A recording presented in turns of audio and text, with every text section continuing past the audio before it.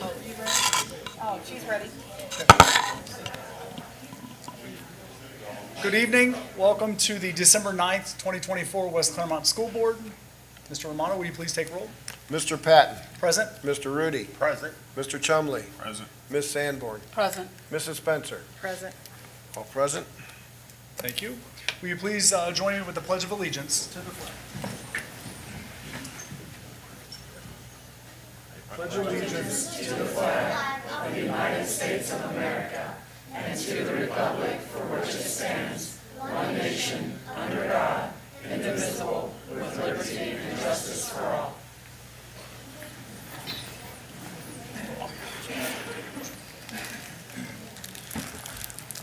Next up is the motion to adopt the agenda.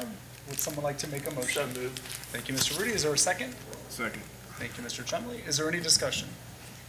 Roll call, please. Mr. Rudy. Yes. Mr. Chumley. Yes. Ms. Sanborn. Yes. Mrs. Spencer. Yes. Mr. Patton. Yes. 5 yes.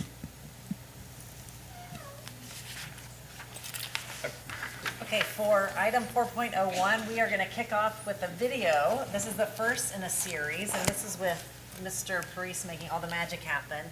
The theme of our video is West Clermont Strong, and we will be getting this out. We'll re-release it again in January when we all get back, and you'll see a little call to action at the very end of the video that many of you children might be interested in paying attention to. So everyone just sit back and enjoy WC Strong.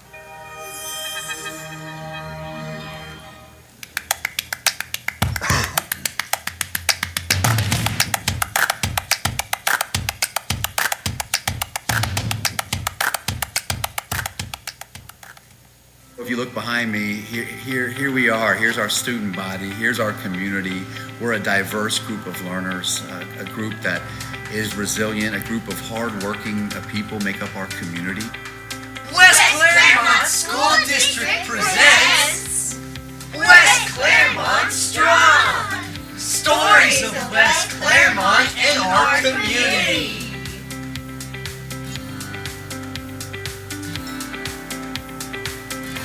The one thing I would tell you about our community at West Clermont is that we have a strong and powerful community and we care for each other. Families support us. I know when we call our families and when we send home information about students' progress, that they also are going to respond and support our academic endeavors here at the school. The students here were more welcoming than any students I've ever met. I mean, the kids here, it really is like a family, and they let you in so easily, and it's I feel that it's a great place to be, and I love it here.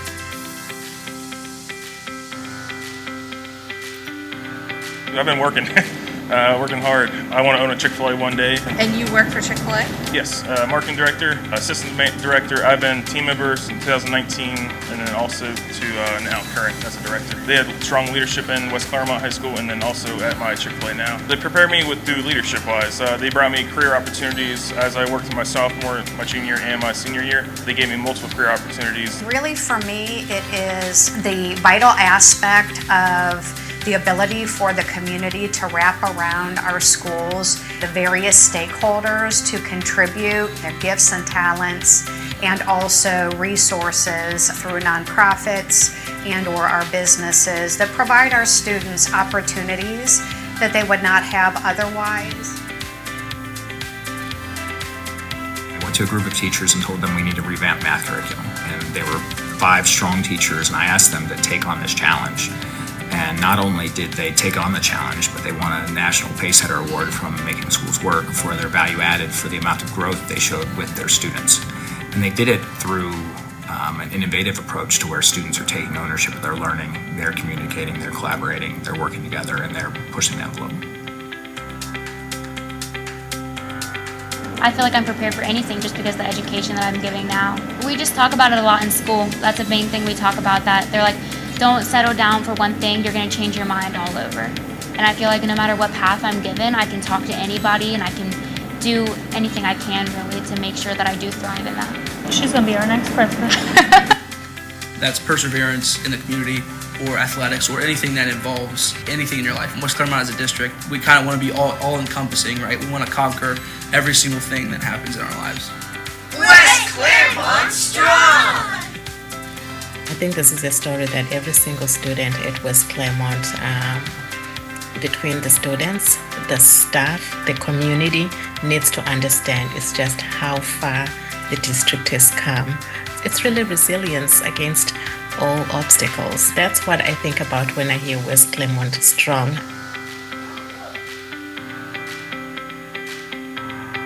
We really want to hear your West Clermont story.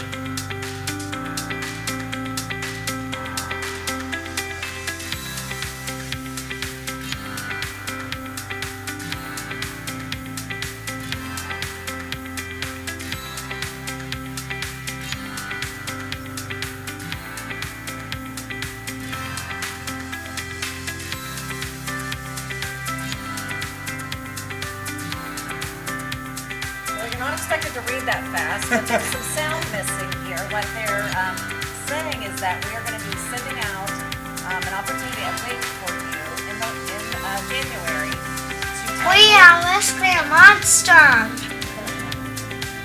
to tell your story about West Clermont. So it'll give you an opportunity if you want to write about your story or if you want to create another video and submit it, there will be a mechanism to do that. Because we want to make sure that every student, every staff member, community members, family have a chance to talk about the impact that West Clermont has on them. So I don't know what happened with the sound there at the end, but we will get that fixed up before we send it out again in January. And you guys who are grateful enough for you to be here tonight, we are so glad that you're here. You guys got the first view of it, and so you can get a head start on everyone else and preparing your West Clermont story. And I'm sure, how many of you like to do videos of yourself? A couple of you? Some people are like, no way. We would love to have stories, pictures, videos that tell your story. So thank you very much. With that, I know we're going to ask our human resource team to come up and celebrate a high-performing group of our teachers. Oh, sorry, no, we're supposed to do the holiday music first. Sorry, I'm jumping ahead. Mrs. Gold, I skipped right over what you're supposed to be doing after I'm sitting here talking to them. So before you guys come up, I want to say, are there any alumni parents in the audience tonight? Any parents that went to West Clermont? All right, well, welcome home. We are glad to see you back. And with that, we have our music teacher here from Clough Pike Elementary and Merwin Elementary to provide some holiday entertainment for all of us. So take it away.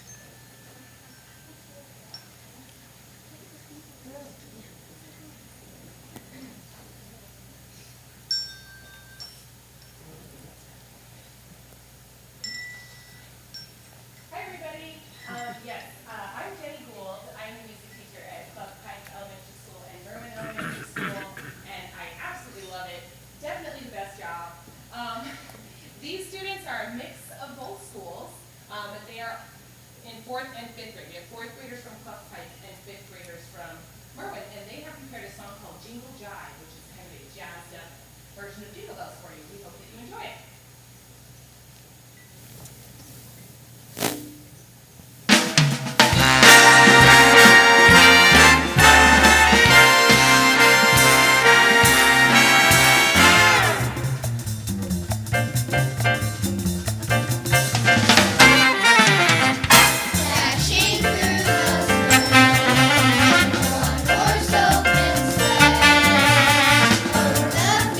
We got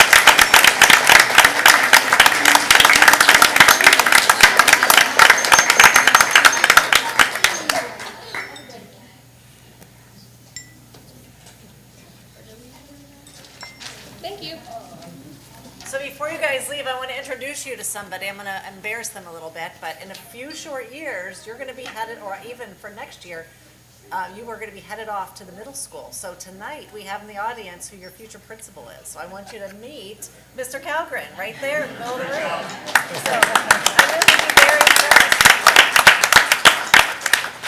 We have been able to increase music in West Clermont from just a few days a month to 4 days a week. So we're still not quite to 5 days, but we've been able to make a big push. And because of talented teachers, like what we have here this evening, we've really increased the interest of music at the middle school and at the high school. It just keeps exploding with both singers as well as musicians. And so we would just encourage you all to keep up that passion for music and get involved at your elementary and then continue on as you go throughout the system. So I know you guys have a busy life and this is a busy season, so don't feel bad if you have to leave, but thank you so much, families, for taking time and bringing them here to add just a little bit of specialness to our board meeting this evening. So thank you and happy holidays, Merry Christmas.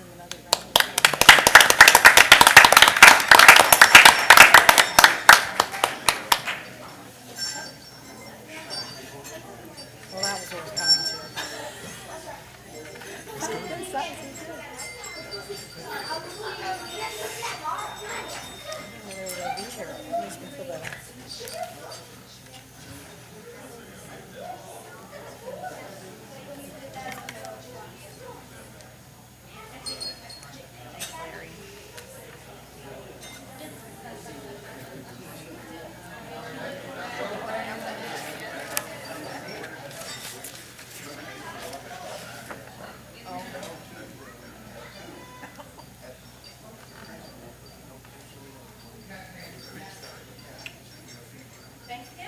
Thank you. Thank you.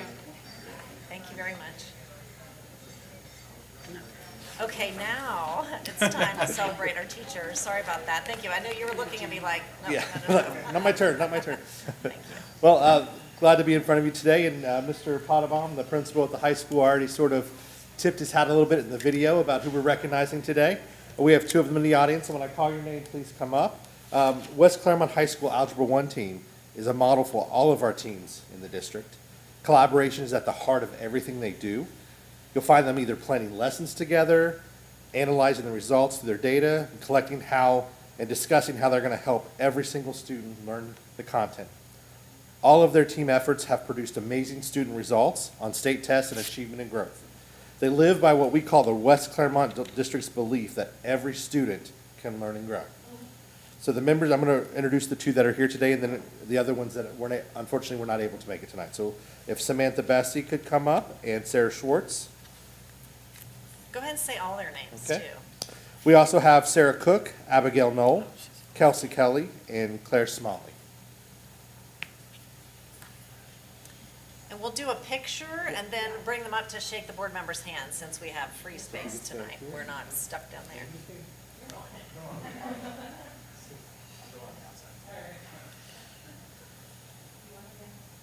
Sure. I'm very proud of them. We'll give them a big round of applause.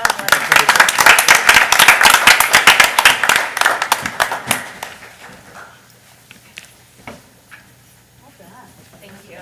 Thank you. Thank you. I know, right? Everyone's favorite. Thank you very much. Thank you. Thank you. Thank you. Thank you. Thank you.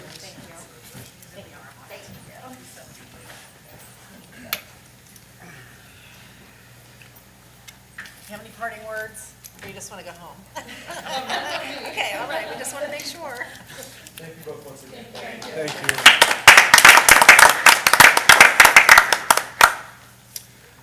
So next is public speaking at a board meeting. I do have two. Public speaking. At each meeting, the board president will recognize visitors who wish to be heard. They are asked to fill out the card and to hand them to me, which they did. Thank you. Visitors who wish to address the board are asked to state their name, address, and school or organization. Remarks must be addressed to the board and should be brief, approximately 3 minutes, and to the point. Speakers may offer such as objective, criticism, or suggestions regarding the school operations or programs. The board will not hear personal complaints of school personnel or against any persons connected with the school. district unless these complaints have first been addressed through the individual department or administrative involved. So first, it looks like I have as a Mr. Mark Duff.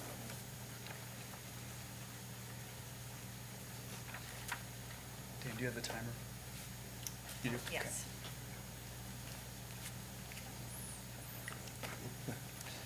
Good evening, ladies and gentlemen. My name is Mark Duff, and I live at 1364 Meadowlark Lane, Amelia, Ohio. I am also a 6th grade teacher at West Clermont Middle School. I come to you tonight from the unique perspective of not only being an employee, but a proud parent of 2 West Clermont graduates and a taxpayer within the community. I am here to express my complete and unwavering support for the construction of new buildings in West Clermont. While some of our students get to attend amazing elementary schools and our high school is second to none, we have buildings in the district that simply do not meet the needs of the students and staffs that work there every day. For far too long, our students have been on the outside looking in. When visiting other schools for sports or other competitions, they get to see the amazing facilities that other districts have provided for their students. I have heard students from other districts and even referees mock our facilities at basketball and volleyball games, and quite frankly, it's embarrassing. I understand that this decision may cause financial difficulty for some in our community. I myself am 5 years from retirement and will have a change in income. However, I see this as an investment to our future. Today's students are tomorrow's workers. They deserve the same opportunities as students from other districts, and that includes safe, clean, and functional buildings. In my 23 years at West Clermont as a teacher, I have seen the good, the bad, and the ugly. We are truly a district on the rise. Let us come together and do what is necessary to help our students reach their greatest potential. Thank you. Thank you, Mr. Duff. Thank you, Mr. Duff. Next I have is Ms. Tricia Moore.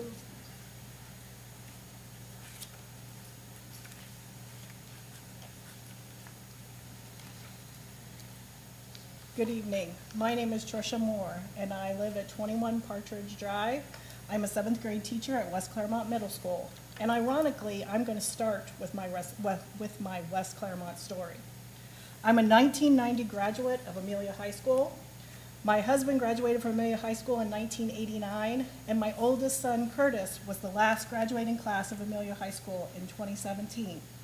My youngest son, Ethan, was the first class to attend all 4 years at West Clermont High School, graduating in 2021. I've taught the last 26 years at Amelia Middle School and then at West Clermont Middle School currently. Over the years, many things have changed, but the focus has always been on what's best for the education of the students. Our building has reached a point where it does not meet the needs of what is best for the students, and I was asked to share a couple of things that we have noticed. Temperature in classrooms can range from 54 degrees in one classroom to 88 in another. It doesn't matter if it's summer or winter. It doesn't depend on the weather outside. We have students and teachers feeling sick from the heat and not being able to focus from the cold. This makes it difficult for students to learn and teachers to teach. For example, just today, both of my AC units were on and my windows were open to make my classroom bearable temperature. But other teachers on my team had to move their classrooms to the multi-purpose room because of the heat in their classrooms. Restrooms are now unusable because of structural issues, and I do not know the status of if they can be fixed. This means students lose class time traveling to and from bathrooms that are farther distances. Teachers do not have easy access to restrooms. Our mission is to educate our students, but overcrowded hallways and excessively loud cafeterias cause anxiety and increased behavior issues. The multipurpose room, for example, is one of the cafeterias, and because of its acoustics, it can get excessively loud to the point when I pick up my kids, it hurts your ears, and it's because of the acoustics. Lunch should be a time for students to relax and socialize, but because of this crowding and loud environments, students come back to class upset and not ready to learn and work. As I've explained, I have a history, a love, and a connection with this district, and I only want what's best for it. I met my husband in high school in the current building that I'm in. but the building has outlived its time. We need a new facility for all the exciting possibilities West Clermont Schools has to offer our community. I appreciate all your work and your consideration on this matter. Thank you. Thank you. Thank you, Mrs. Moore. Don't believe there are any others, so we will move to the consent agenda. Dr. Foltz, personnel. In front of you is the personnel agenda for Monday, December 9th, 2024. On the agenda today, we have the retirement of Christopher Vandergriff, social studies teacher at the middle school. He has been with us, this is his 24th year in West Clermont, so we wish him well on his next endeavor. We also have the resignation of one second shift custodian. This is the time of the year where we bring administrator and exempt employee contracts up for renewal. This agenda includes the proposed contract renewals for 12 administrators and 24 exempt staff. The agenda also includes the proposed hiring of 4 paraprofessional aides. On this agenda, we have the proposed transfer of Curtis Mason, who is currently an assistant principal at Clough Pike Elementary, to interim principal at Clough Pike Elementary. And we also added extended days for Barb Kinney, who is the dean at Clough Pike Elementary. On the agenda, we have the proposed approval for supplemental contracts for building leadership teams, lighthouse teams, multiple clubs, multiple advisors, multiple coaches. Also on this agenda is multiple unpaid leaves of absences and multiple school volunteers and student teachers. You'll see on this agenda the proposed reassignment of 2 EMIS codes. We had to reclassify 2 of our school nurses that don't have a bachelor's degree, even though they have an RN license. So this move here is to make sure that they're coded the correct way in our EMIS program. Okay. This concludes the review of the personnel agenda submission for your consideration. Thank you, Dr. Foltz. Okay. Next on the agenda, we have in front of you is the memorandum of understanding that completes the leftover work for negotiations regarding micro-credentialing. The administration and Hope Association agreed on building a process to enhance skill sets for our current success and future career advancement of our certified and of our classified staff. This MOU memorializes that work and demonstrates our continued commitment to growing our staff to better support our students. So this concludes the review of that for you. And then we have one more memorandum of understanding. In front of you is the memorandum of understanding to add language to the certified contract regarding supplemental pay. So typically we pay our staff their supplemental pay once they complete their season. And marching band is considered a fall sport or a fall activity, so their season would be fall. In the contract, it had them marked that they needed to be paid 3 separate times over the school year. And past practices, we've been paying them in the fall when their season ended. And so when we recognized this, we wanted to rectify that. So this MOU fixes our contract to match our past practice and also match what we do with other activities during their season. Thank you. Thank you, Dr. Foltz. Good evening. This evening, we have 2 overnight field trips for that we're requesting your approval for. The first is for the West Clermont High School wrestling team to attend the Marion Harding Classic in Marion, Ohio. That trip is scheduled over our winter break. The team will be leaving on the 26th and returning on the 28th. And pretty much wrestling all day, every day, except for times that they may have a break to eat some food. The second field trip that we're seeking your approval for is for the HOSA, which is our future health professionals organization, for students to attend the State Leadership Conference that this year takes place in Toledo, and that conference is scheduled April 8th through the 10th. That concludes my request for your approval of those overnight trips. Thank you, Ms. Preston. I have a question about this. I don't see where there's a cost involved in this second request. There is no cost for students. That organization is run through our partnership with Great Oaks, and so Great Oaks covers the entire trip, the expense of the entire trip for the students. Okay, thank you. You're welcome.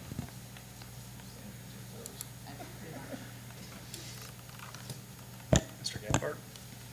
Good evening. Tonight we have our second reading of our policies and bylaws. We've been going through these for about the last 30 days, it seems like. We've gone through the committee, and we also have had our first reading and second reading, so tonight I respectfully ask you to approve the second reading of those bylaws and policies that have been revised, have had corrections, that are new, or have been rescinded.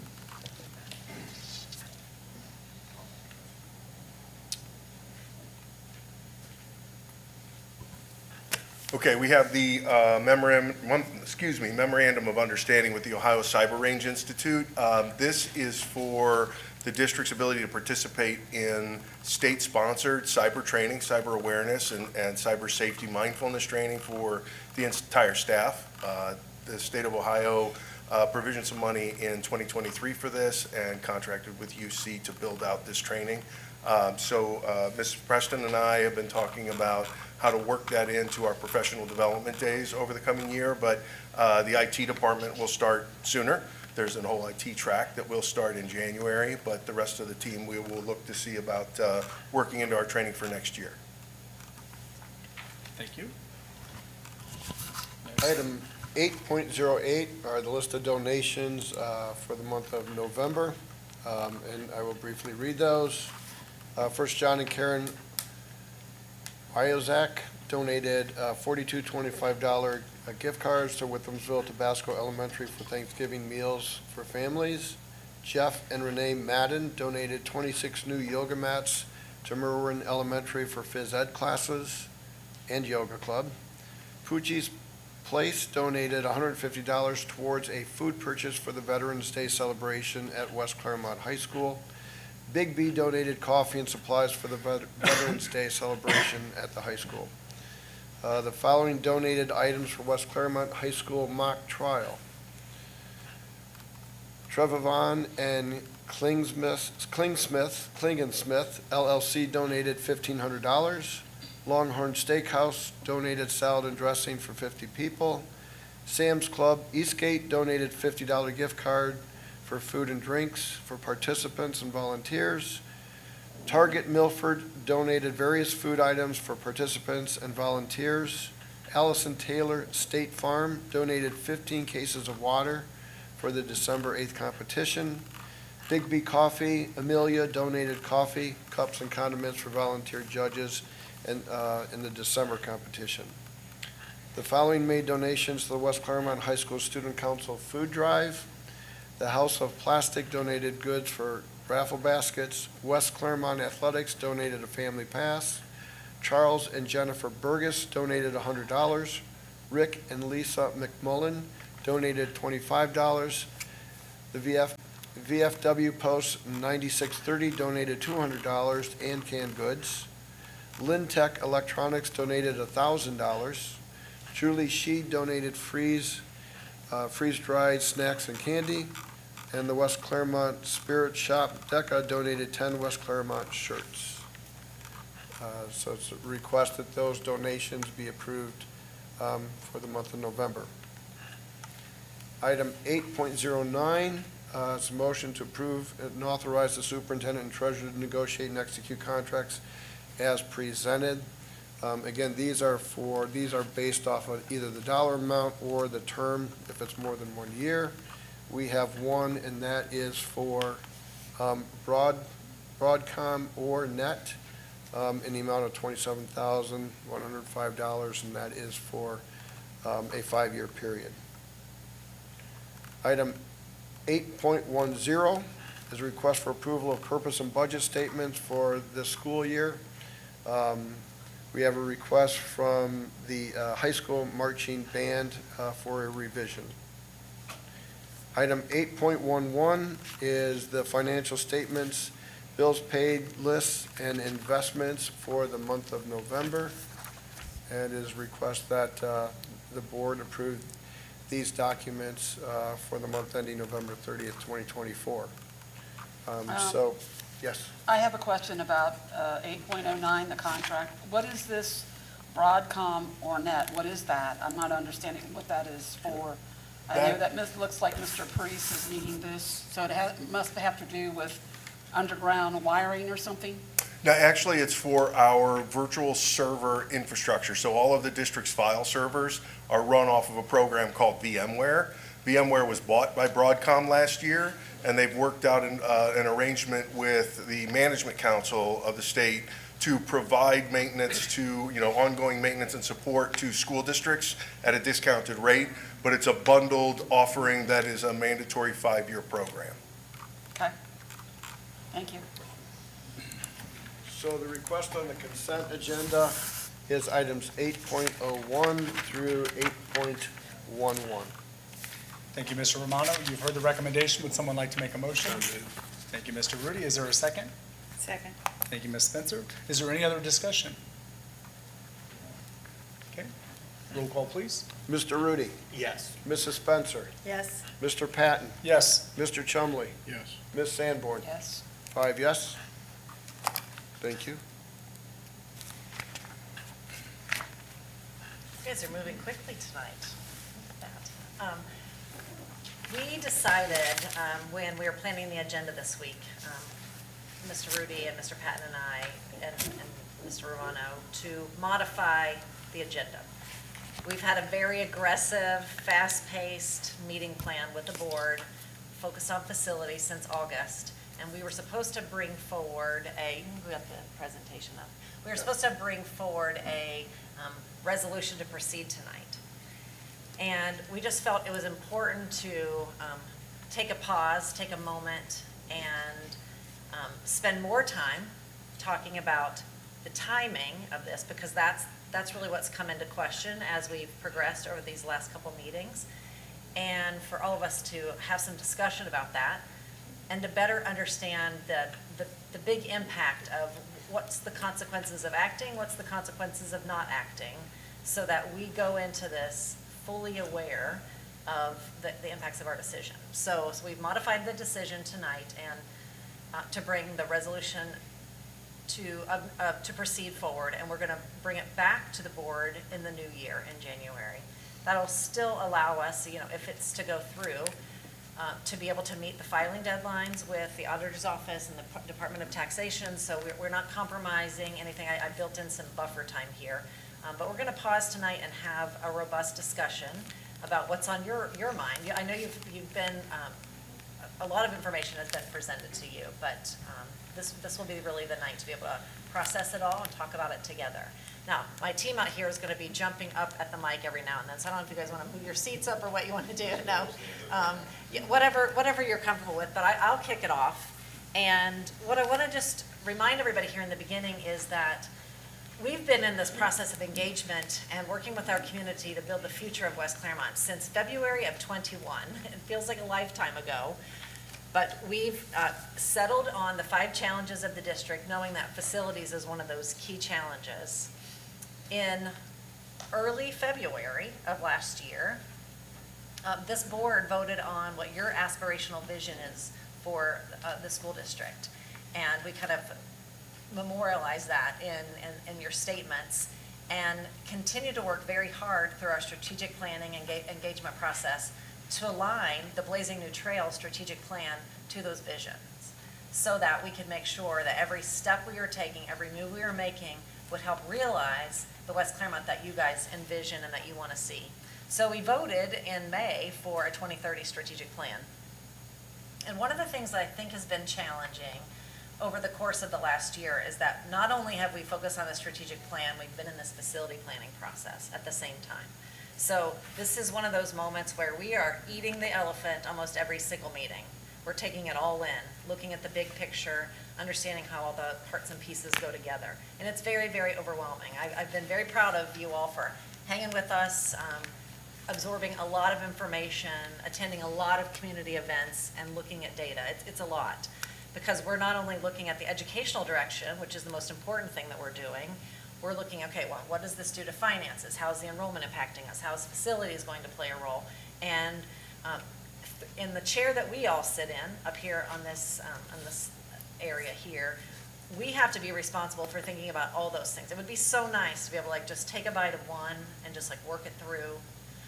But we have to look at the entire thing. And so that's why we've been focused on 2030. One, because of the 2020 levy. We passed a levy in 2020. It was the first that had been passed in 16 years. And we know that that's up for renewal in 2030. So we wanted to make sure that every financial and educational decision that we made in that time syncs up for the possibility of that renewal in 2030.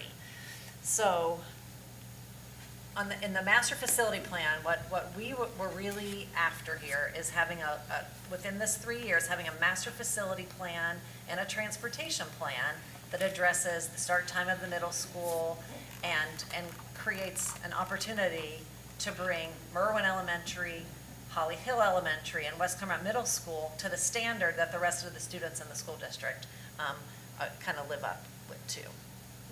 And so, well, as I mentioned before, in the recent weeks, the timing of this plan has really been the question.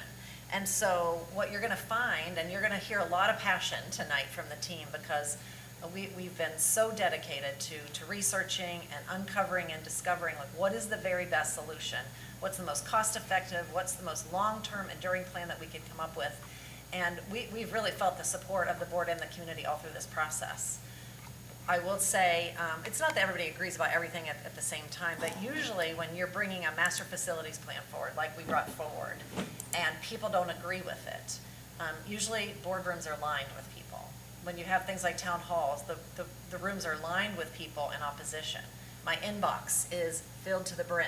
My phone is ringing off the hook. And that's really not happening. Just to give you a sense, this weekend when I was out at some events, at Clough Pike Elementary as well as Willowville Elementary, people were seeking me out to say, you know this plan, it's a really good plan. Like we weren't expecting that to be the final plan, but we really like this plan.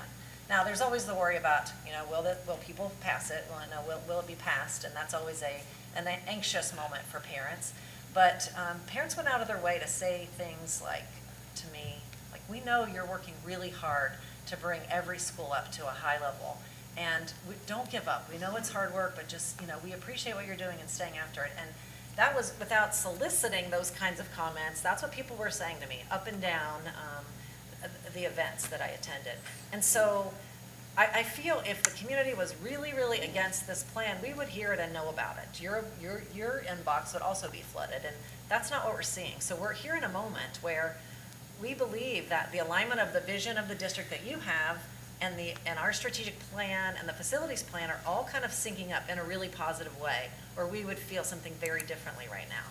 But the question here we have tonight is, what about the timing? So we're going to keep bringing information forward from all the different angles that we have to look at, because these are the drivers, enrollment, the drivers of aging buildings and operational costs, the driver of just the education that we want to offer.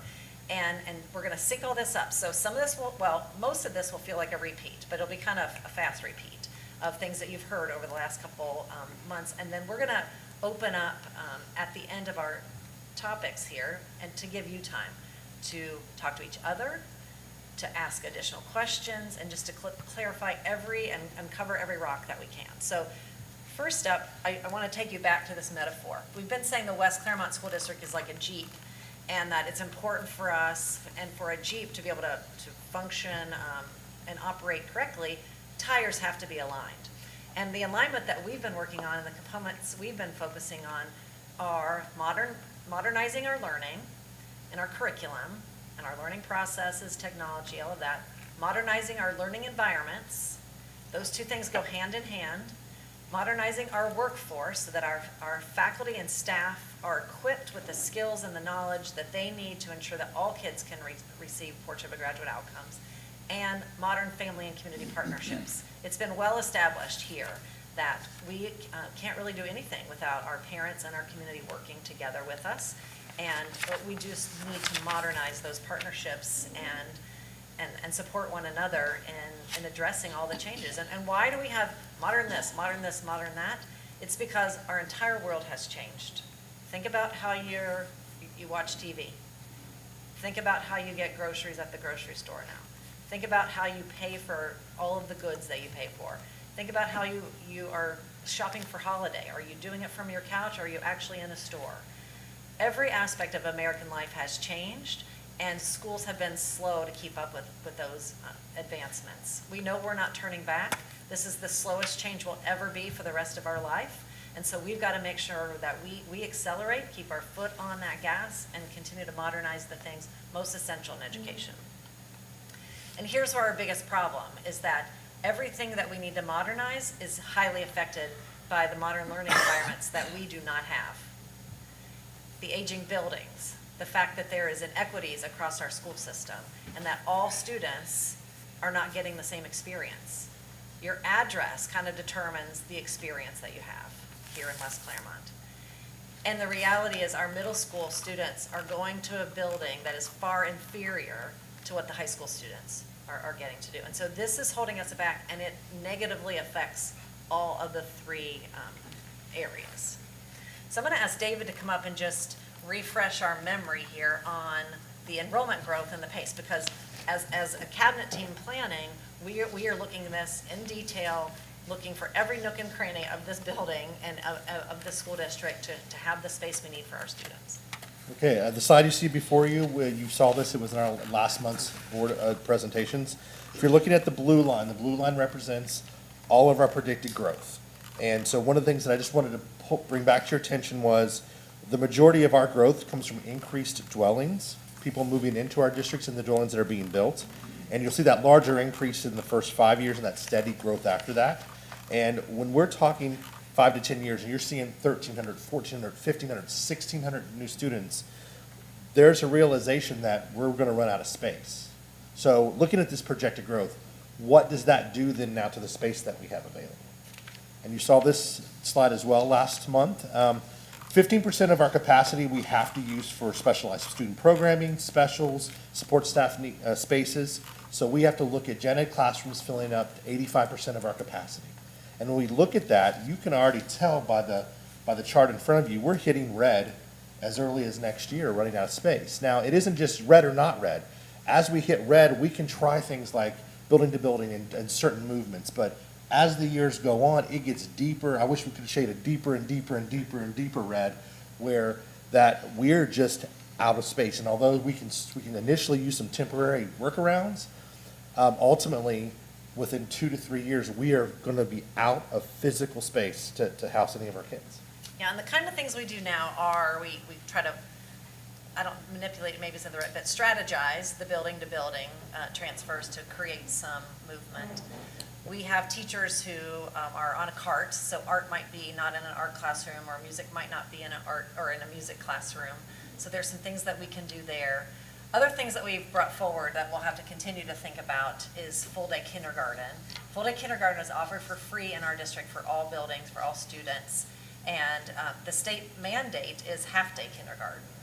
And so it is something very unique here in West Clermont, and something that we have valued and have benefited from offering to our students. Because just to remind you of a little data point that is always a data point that keeps me up at night, and that is when students come into West Clermont, half of them are ready for kindergarten according to the state of Ohio. And so we have an uphill battle bringing everybody up to the level of learning that they need to be successful in our school system. And so that full day time really affords us with some opportunities that I can't imagine squeezing in to the half day. But that would be something we have to look at, because it would give us half of our kindergarten rooms back and available. We've also, we've added modular, so that's been a mitigating strategy. We've also looked at things like, and not in detail, but there was a time we started looking at a church to see if maybe we could rent some space with a church. And so doing those kinds of big moves in this season is something that we would see as short-term strategies. And what we want to be really, targeted redistricting, that's another one that I mentioned. If we end up, we really have a lot of space issues at Amelia. In fact, let me just tell you a quick story about that. I was at Amelia the other day. I was working with the staff trying to get them to dream about the modern learning environments. What would you imagine that you would have in a building that has been modernized and helps you meet the various needs of your students? And I was having one of the tables share their idea, and their idea was space. They wanted space. So here we were in this innovative brainstorming session, and space is like bread and water to me. And I'm thinking they're going to be talking about, we need spaces for green screens where kids can create videos and podcasts, and could end up having creation stations and all. That's the kind of thing I'm hearing about. And they're just like, well, we would just love to have just some space to do some things. And so it just really kind of brings me right to reality when you hear something like that. So I share Amelia and the size issues they're having there, because it's something maybe we could do at Amelia. If they would get overflow next year, we might be able to target a redistricting out to Holly Hill as a solution. So all these examples I just gave are short-term mitigations to address the red that become the solutions without a long-term plan. So, and it's probably and likely a combination of all those things that would have to be in place, and even the best intentions with all of them working together would not be ideal in any way, shape, or form, because it compromises the learning and the education that we can offer our students. So I'm going to ask Randy to come up now and just remind you of the timeline for the master facilities project that we proposed. That includes the 5, 6, 7, 8 middle school on the middle school campus, the pre-K 4 elementary school on a location undetermined at this time, and the additional advancements at Amelia, at at the media center in Amelia. It's a media center refurbishing at WT, but also additional classrooms at WT and additional classrooms at Clough Pike Elementary, and then a media center since they don't have one. Can I? Sorry. I just have a question. Okay. It's really probably directed to. With David? Yeah, to David more Okay. than anybody. But I'm not sure, do you know how many new homes were built in this West Clermont School District in 2023? In 2023, I can get that information for you. Okay, well, actually, I have it because I checked with the auditor. And he said 230 brand-new homes were built. How much more of how much of a attendance income increase did we have from there to this year? Did they just give you standalone homes, or did they give you apartments? It was freestanding homes Because in the West Clermont School District. According to the Clermont County Auditor, there were 234 Okay. families. So the organization we use looks at freestanding homes, it looks at apartments, and it looks at like condos and duplexes. Okay. So I can go back. So there's 3 different types of residential dwellings that Right. this takes into account. Yeah, Why don't you take a minute to pull up the presentation that you did just last month to give some of those details while Randy talks, and then you can come back, and so that we can make sense of it. Because we want to, I know you provided a lot of that information, we just might need to revisit, we might have to pull it back up, so if that helps, because just kind of seeing it visually, I think helps connect. What I just heard is one thing is we got to make sure that we're comparing apples to apples and not apples to oranges. If the auditors, well, and I was just going to see how much did our enrollment go up from 234 brand new homes. I mean, I understand. I know we're growing. There's no question about that. Yeah, just I'm the new Glen curious. Estee campus with all of those apartments that have went up. I mean, that's a monster just in and of itself. Yeah, we had some, and David has covered this, and again, we might need to bring it back up. But we talked specifically that when you look at the growth enrollment charts in West Clermont, you're seeing a fabricated, human-created change in enrollment growth because we did mitigating strategies inside of our system. So we changed open enrollment, which lessened the amount of enrollment. In this past year, we changed kindergarten enrollment and the rules around kindergarten. And so we knew that was going to, for a year, take us down a little bit, but we are expecting that boost to come back. So there's a couple things, and I feel like there's a third thing, David will probably have to remind me, that has come into play that has, on purpose, slowed down growth here so that we could deal with the space issues that we are having.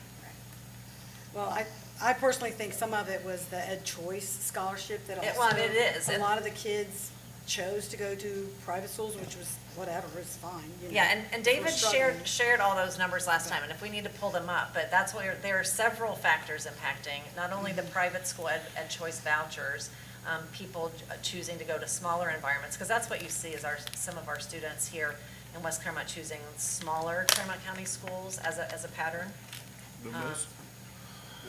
In my 5 years here, the most contact I've had with people coming to me is when we closed open enrollment. I don't know how many people were upset. It was very controversial, and we did that proactively, knowing what we were seeing in the numbers, and that's what I'll say about these enrollment numbers, because we don't use, the auditor's numbers feed David's numbers, but we don't directly use them. We use the company that we contract with. and that have been very predictable and measurable, and it's been very accurate over the last couple of years. So, there's something that you said, the open enrollment. Yeah, there were so many parents that came to me upset that their kids could not go to West Clermont that year. Yeah, and we knew we could not be looking down the road, going out for an operational levy saying, hey, we need more money at West Clermont because kids from this school district and this school district and this school district are now taking up seats of our students, and we're running out of space and we're running out of teachers. And so, okay, so let's look back then. And Tammy, you can let us know if this is the data that matches with the kinds of things that you were looking at, so. So what happens is the company that we use contacts each township and the auditor and to find out what's being built, what's in the ground, what's going up, what's almost done, and what's on paper to be built. And so they look at multifamily, which is apartments, attached, which are townhomes, condos, and duplexes, and the detached, which are your typical houses. And so this is how many each year they plan on to be able to come online. It's not just being thought about, they're ready to be occupied. And then they base a logarithm on that to work on how many kids they expect to be in each one of those. And so in 25-26, they're expecting houses to have 201 houses ready to be occupied by the 25-26 school year, another 188 by the 26-27. So Ms. Spencer, having that number for 22-23, that's probably accurate if you look across the board. It's in the low 200s, high 100s. What you're seeing there is our apartments is really the larger of the thing, and then it almost goes apartments, townhomes, duplexes, and then detached houses. So we're expecting, over that just 5-year period, 2,700 new residential dwellings online and ready to be occupied as of today. So if this is actually as of October 28th, so between now and then, other people could have mailed in like permits to build houses at that time. Were there any other slides you wanted to show? And is there any other questions, Tammy, that you want to add to this, or something where you Well, want the to see? question really was, how much did our enrollment go up from 2020, this was last year, so it would have been 2021, 22, and this would have been 23. How much did it go up? How much did it from one year to the next? How much did it go up? 21, 22. Mm-hmm. It went up from 21, 22 to 22, 23. It went up, and then it started to go down. But what Mrs. Adams was saying earlier, keep in mind that we manufactured that decrease. Mm-hmm. If you go to, Larry, if you go to slide.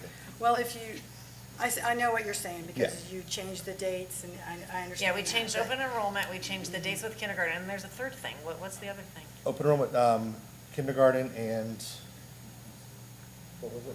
Homeschool. Oh, The home change in the instruction, homeschool change and in the the vouchers. law. Oh, yeah, now everybody can do it. So, but we manufactured the other changes. We manufactured we reduced open enrollment twice in that process. So had we kept that there, our numbers would have been continuously going up because of the people who applied that we had to turn down was hundreds in the first stage. Yeah. And that kindergarten change this year kind of created a little blip that seems, it's just not been our normal trend. So if we look at just the reduction, it's not completely accurate because we caused that decrease when it could have been going up. Yeah, and I would just echo, like when we meet with economic development people, when we've met with different homeowners like MI Homes, they're saying, we are building and they are coming. And so get ready, is definitely the message. And that's something that I think has been really important to our team, is to not take a reactive approach to planning for the district, to be very proactive and cover every base that we can. So we'll have that on the ready if we need to bounce back to it. Thank you guys, we're very quick with that, I appreciate it.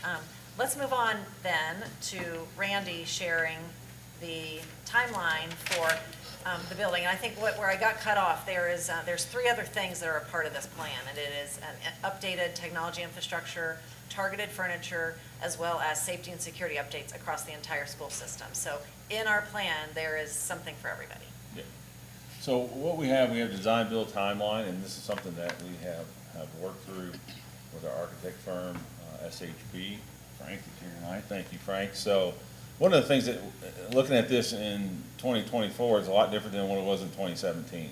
And what I think really what caught us off guard was the time in, as far as the extended time for construction today.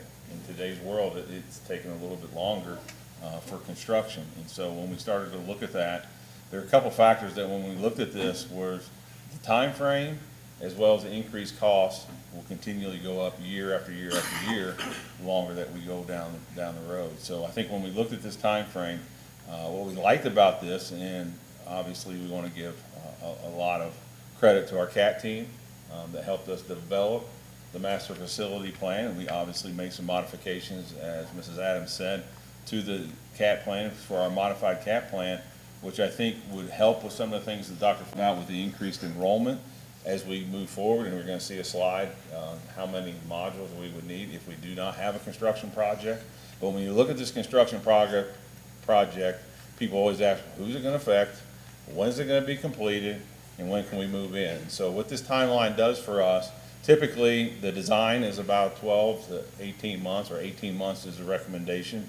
We've already looked at that. So when you start to look at the design of what you want to see inside the building, it's a teaching and learning. It's a lot of people that are getting input from that, our staff, our teachers, community, students. What do you want to see inside the buildings? And that's going to be a 12-month process. And so when you look at this time frame, and so when you look at this year's kindergarten class of 2037, which you can't believe I'm saying 2037, but that's when it would be. And if we were to have a ballot issue in May, if we were to pass it in May, then we would begin that design phase for the next 12 months. However, what's unique about the modified CAT plan is that we have some additional space that we'll be creating at WT and at Clough that will help, that can address that in 26 and 27. And so, which can have a factor on how many modules that we would need down the road. But when we look at this, if we were to pass, again, if we pass in May, the construction on those buildings, those additions to Clough and WT would then start immediately. And I've got them to say in 12 months we would have that, so we would have the additional space in 12 months, so when we go into the fall of 26 and 27, we would have the additional space that we could go. And again, we have other improvements that would be started immediately after the ballot issue had been passed, and that would continue. Then you get into that build phase, that you would then go into the construction of those facilities, and that would be, again, a 5, 6, a 7, 8, and an elementary. And during that time, it's basically, you're looking at a 3-year process once you start into that build, and then you would start to look at moving in 29, 30. And so the thing about this timeline is this. Costs are going to go up the further down we go. Construction times I don't think will be coming down in the future. It's going to even increase as well. And so one of the things that we have to look at when we look at this design build timeline is what are we going to do from now until 2029? What are we going to put into place? What are the short-term solutions or mitigations that we're going to have to put into place to accommodate the increased enrollment that Dr. Foltz just talked about? And that's the scariest part about this entire design build, is what are we going to do until we get to this? And the longer that we go, and if we are building and they are coming, it scares me. It really does as we move forward. It is going to be very, very difficult for us to find spaces in these buildings.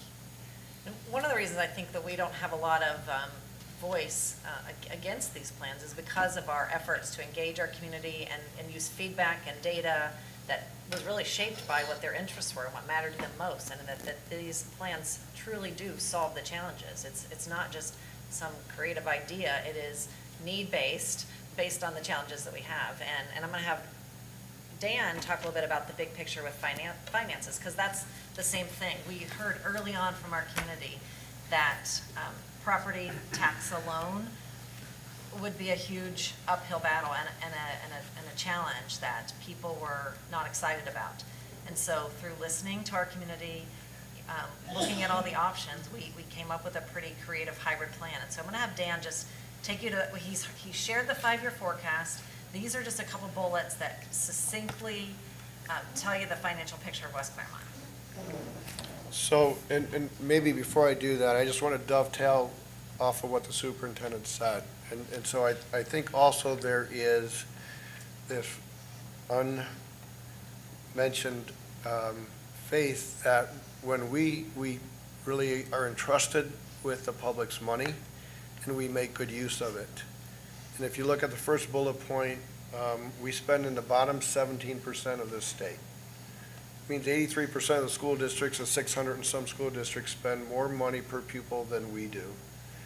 If you look at the differences on the averages to comparing West Clermont, in the most recent report, our expense per pupil was $12,810. If you looked at similar school districts, it was $14,475. If you looked at the state, it was $15,428. You look at those numbers, and so it's 2,000 plus or minus difference. Is that a big deal? Take it to the extreme and multiply that times 8,000 students approximately. You have between 11 and $20 million more a year. Maybe those are too big of numbers to kind of fathom. But if you break it down to the classroom and say, what does that difference in per pupil really mean? It really means anywhere between $40,000 and $50,000 per classroom per year, okay, that we spend less than other school districts. One of the things you'll see in the CUP report is that most school districts in the state spend the money percentage-wise the same way. Okay, it's just the dollar amount of that percentage that is different with So that. we don't have a spending problem in West Clermont. We are bringing great value for what we invest. It's a revenue problem. Right. The second bullet point is on the fair school funding formula. We know, and we've experienced over the last half dozen years or so, that we are on the guarantee. We were off the guarantee 1 year, that was last year, then there was the valuation increase. The valuation increase in our enrollment really calculates whether or not we're going to be on that guarantee or not. We're deep into the guarantee. So even as things move forward, even as the state, if they so desire, fully funds that formula, the projections are we will still be on that guarantee. Okay, so because of that, the two most critical funding sources are our local sources, our state money. The state basically is saying they're not going to give us any additional money, so any cost increase, whether it's inflation or anything else, really comes locally. Third point, master facilities plan to solve district challenges requires additional funding in order to keep investing in the classroom and to continue the positive momentum. And what's the positive momentum? It is moving from 3 stars to 4 stars. It is moving to the Momentum Award. It is really about the student performance in order to do that. If we don't invest in a facilities plan, then those costs that Mr. Gephardt talked about a little bit ago, and they're coming up, okay, will be borne by the operating fund, will be borne by the general fund. And so when we look at that, that really means that there are going to be increased cost, because we look at that projection out, okay, and we know that 2 or 3 years up the road that we are headed towards a deficit spend. Okay, we'll have to make some adjustments somehow to accommodate that. Just this evening, we had a finance committee, and part of what we did was look at that financial 5-year forecast and what did those numbers really mean and how did things shake out, okay? In 2020, when the emergency levy was passed, there was a commitment that we would not go back to the voters earlier than 2024. We have not gone back to the voters prior to 2024, this current school year. And with that projection that we did, and yes, there was a valuation increase, and yes, because of the valuation increase, there was additional taxes that were collected that allowed us to really push that forward to 2026. Where we can, if we can, following the model that Mr. Patton said at the organizational meeting last year, we're not gonna spend outside of our means. We're not gonna, be wasteful in what we're doing. So we are there with that. So not funding that facility plan has an effect on the 2026, what is currently projected right now, on what millage we may be asking for. If we don't have facility money that we had proposed, there are going to be, as Randy talked about, those mitigating circumstances that we're going to have to follow through and do. And that will increase the millage amount that we may ask for in 2026.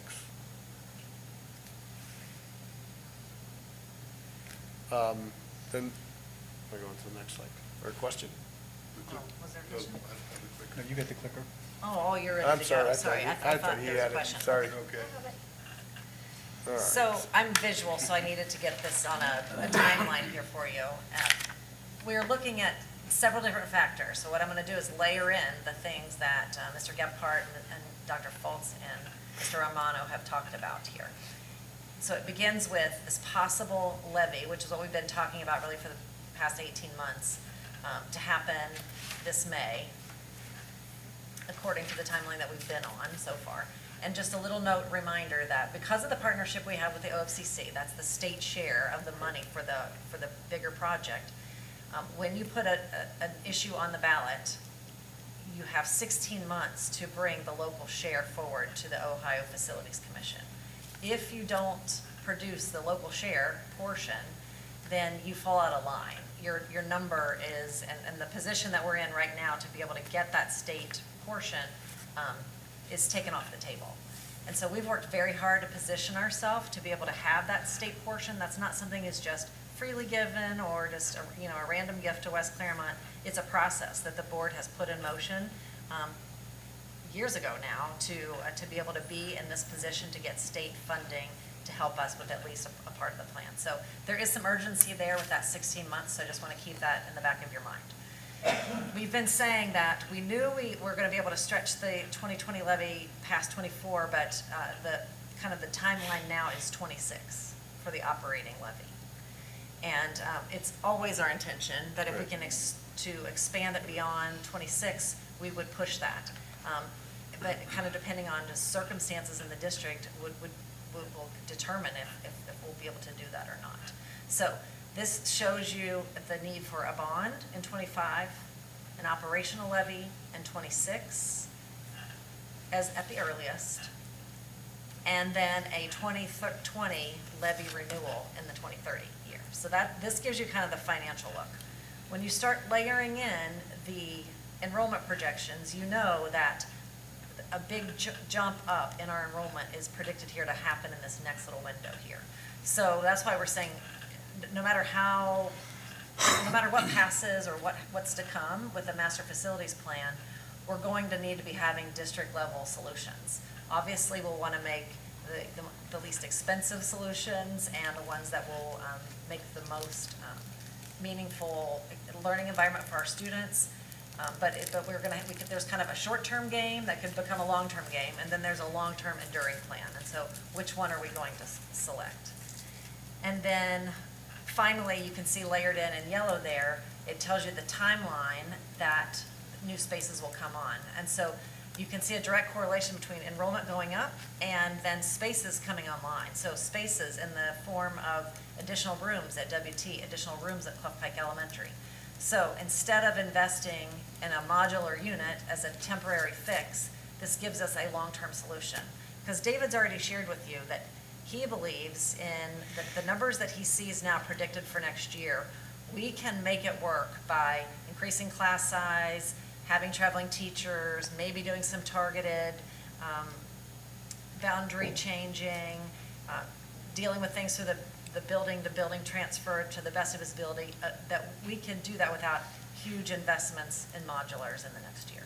But that starts to drastically change, and we'll show you that here in a minute as you move along. So I just wanted you to kind of see that this is back to eating the whole elephant. We have to think about what is the financial impact of this decision going at the rate we think it is. What's the impact of slowing down this financial decision? If we move anything, what happens to everything else? And that's what we want you to be able to talk about here in a little bit. Okay, Dr. Fultz, if you'll come back, or I don't know, which one of you are talking about this? I can go. Okay, thanks. So as I said before, looking at the enrollment as we start to look at how we're going to make plans for the future if we don't do a building project. And so I asked Dr. Foltz to take a look at those numbers that you saw earlier in that chart and kind of look at where am I going to need modulars, because we'll have to start planning for that. Just a reminder, for modulars, for us to put it in, it would have to be basically a year ahead of time. And usually in November is when we have to make that decision for the prior year, so that we can go out and bid, we can get what we need to get in place for the following year. And so these are raw numbers for you to look at, just to give you a overall cost of what this would be if there are no building projects, and what it would look like until we get to 2030, 2031, 32. How many modules we would need in respect to the increase in growth with our enrollment. And so as you'll see, in 26 and 27, WT is pretty much at capacity now. We know that we're going to have to add to WT. The problem with WT is the locations. The locations of putting modulars at WT it becomes a little bit troublesome because of the space behind the building. For the addition that we were going to put on at WT would be on the building moving out toward to the road. We have space there for that. Not so sure we could be able to put modulars out there as well, so that would be something that we would have to have our architects look at again. But we know that we have WT. In all these scenarios that you see on this chart, there's going to be redistricting. It's going to affect kids.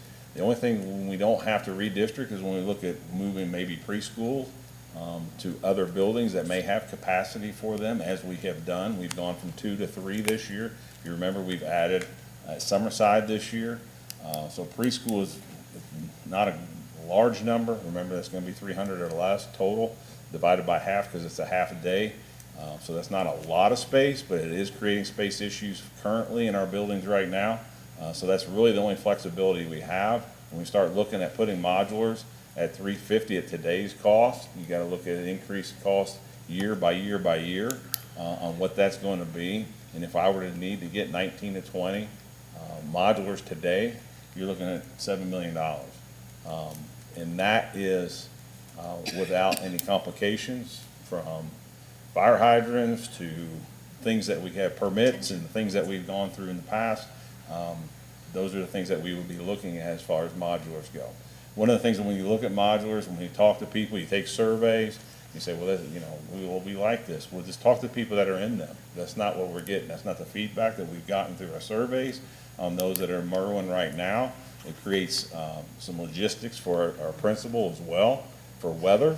I know that Mrs. Parker has to bring kids in anytime we get any type of weather alerts.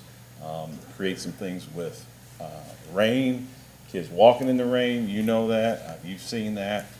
So modulars are short term, but there are districts that use it for long term, and sometimes it's not the best for our students.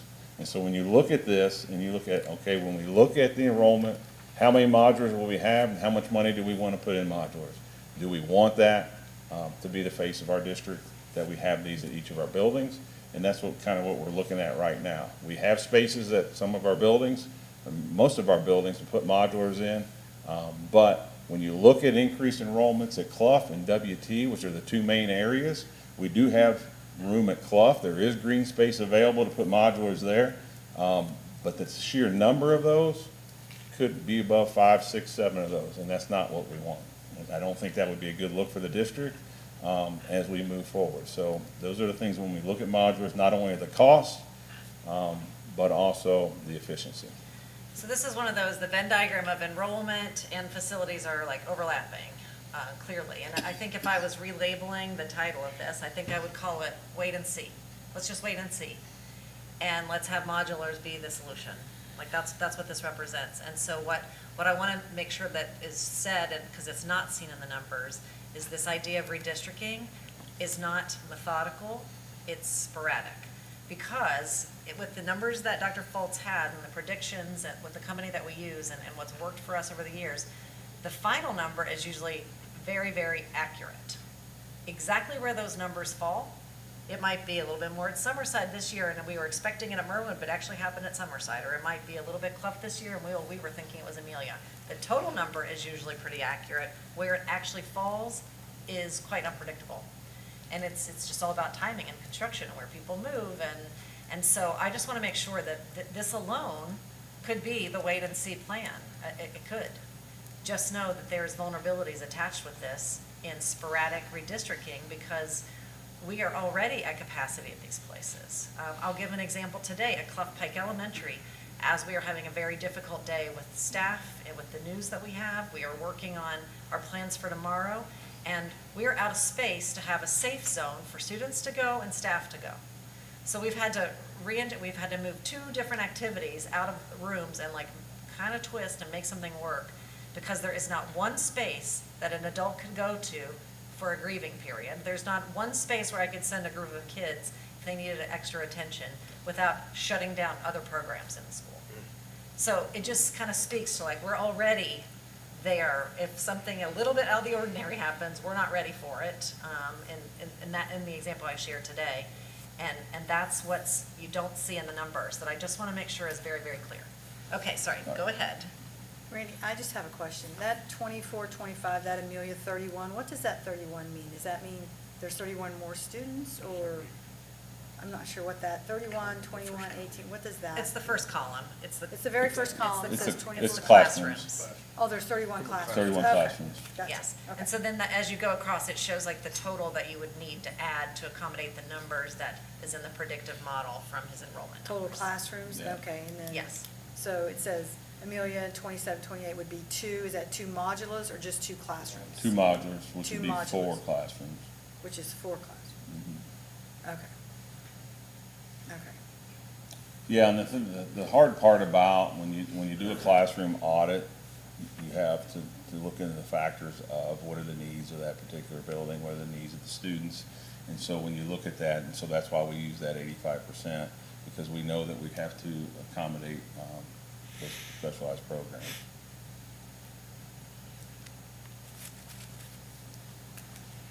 Well, we were doing. Glad really you well. have that clicker, because it never works for me. I know, it was doing really good for, I don't, is it just tired? It looks like I think you gotta touch It doesn't want to see what's on the next slide. I just did, okay. Can you just do it? Yes, Okay, just I don't know advance that I it. can. Let me try. Oh, yes, I You went can. backwards, okay, perfect. All right, so as we go into these, and what we did, we went to crunch some numbers for you. You've given these numbers before. I think as you look at these numbers, these are not numbers that I like to get up. As you know, I was a principal for 20 years? And I joke about that, but I always look at it through the lens of the principal. And I think when I look at these numbers, and when I went to the treasurer, he knew or she knew I didn't come in unless I needed something. And so when I look at these numbers, it makes me a little bit nervous. These numbers that you have here are the roofing numbers that we gave you prior in one of our facility updates that we had district assessments that Chuck had gone out and got these for our roofing cost. And as you look at that, I just used the 3 older buildings and what that possibly could be over the next 5 years. And right now you're looking at just in roofing cost and repair through the assessments that we as a district have brought in, you're looking at about $5.2 million, just say $5 million with our current roofs. And so those are things that we look at. It's broken down. I don't need to go into that, but we do have cost assessments for that. So roofs, we try to stay ahead. But I will note this for the roofing, not only for those 3 aging buildings, you're also going to have roofing needs for buildings that are OFCC buildings, that are currently OFCC buildings, that we're going to start to have some issues. We know we've got leaks already at WT, and so those buildings, as they get older, remember we have flat roofs are going to leak. It's over time. It's just going to happen. Every building I've been in, over my 33 years in education, there have been buildings that are aging that are going to leak that you're going to have to address. And so we are going to have to take that operational money, wherever it comes from, they're going to have to address those particular buildings that, as far as roofs go. Roofs are one of the big things as far as operational goes that you have to stay up on, and are big cost items for us. And so those things that we constantly look at. So when you look at just the 3 aging buildings, these are kind of the numbers that you're kind of looking at for that. The next one is the one that's the scary part, and that's our HVAC and electrical. So our HVAC and electrical, we do not have assessments. We've not brought anybody in assessments, so what we used was OFCC numbers. as far as replacements goes, that were part of the OFCC drafts that would have many drafts that they have given us over the last 12 months. Just got another one today with updated numbers. And so when you look at these numbers as far as what it would take for these 3 aging buildings to replace the electrical as well as the HVAC, these are the numbers that start to get astronomical. These are the things that when we look at it, these are the things as far as replacement. Obviously, these are worst case scenarios. When you look at the OFCC, how much of it can we salvage? How much of it we have to have a total replacement? I had Roger Thornburg go through one of the things that we're looking at the middle school are those electrical boxes that are going to have to be replaced. Why they have to be replaced? They're no longer, you can't get the parts for them. There's 20 to 21 of those electrical boxes that are going to have to be replaced over time. And those are things that are going to be costs that we're going to have to take money and pay for those over the year, over the next few years. And so I put those numbers in there. They're not in that total 35. Those are just as far as additional costs for electrical boxes and breakers at those 3 buildings. As you start to look ahead, the electrical and HVAC are another big item that we're going to have to take in consideration as we move forward. And if we're diverting money from the general fund to pay for these, there's going to be sacrifices. And again, going back to being a principal, we know what the sacrifices are going to be, and those are things that we do not want to happen as we move forward.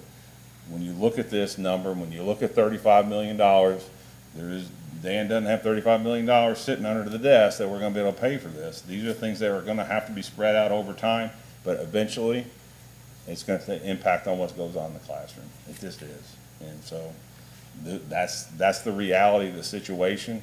I don't like to come up here and say this, don't want to report this, but this is the current reality of where we're at operationally in these 3 aging buildings.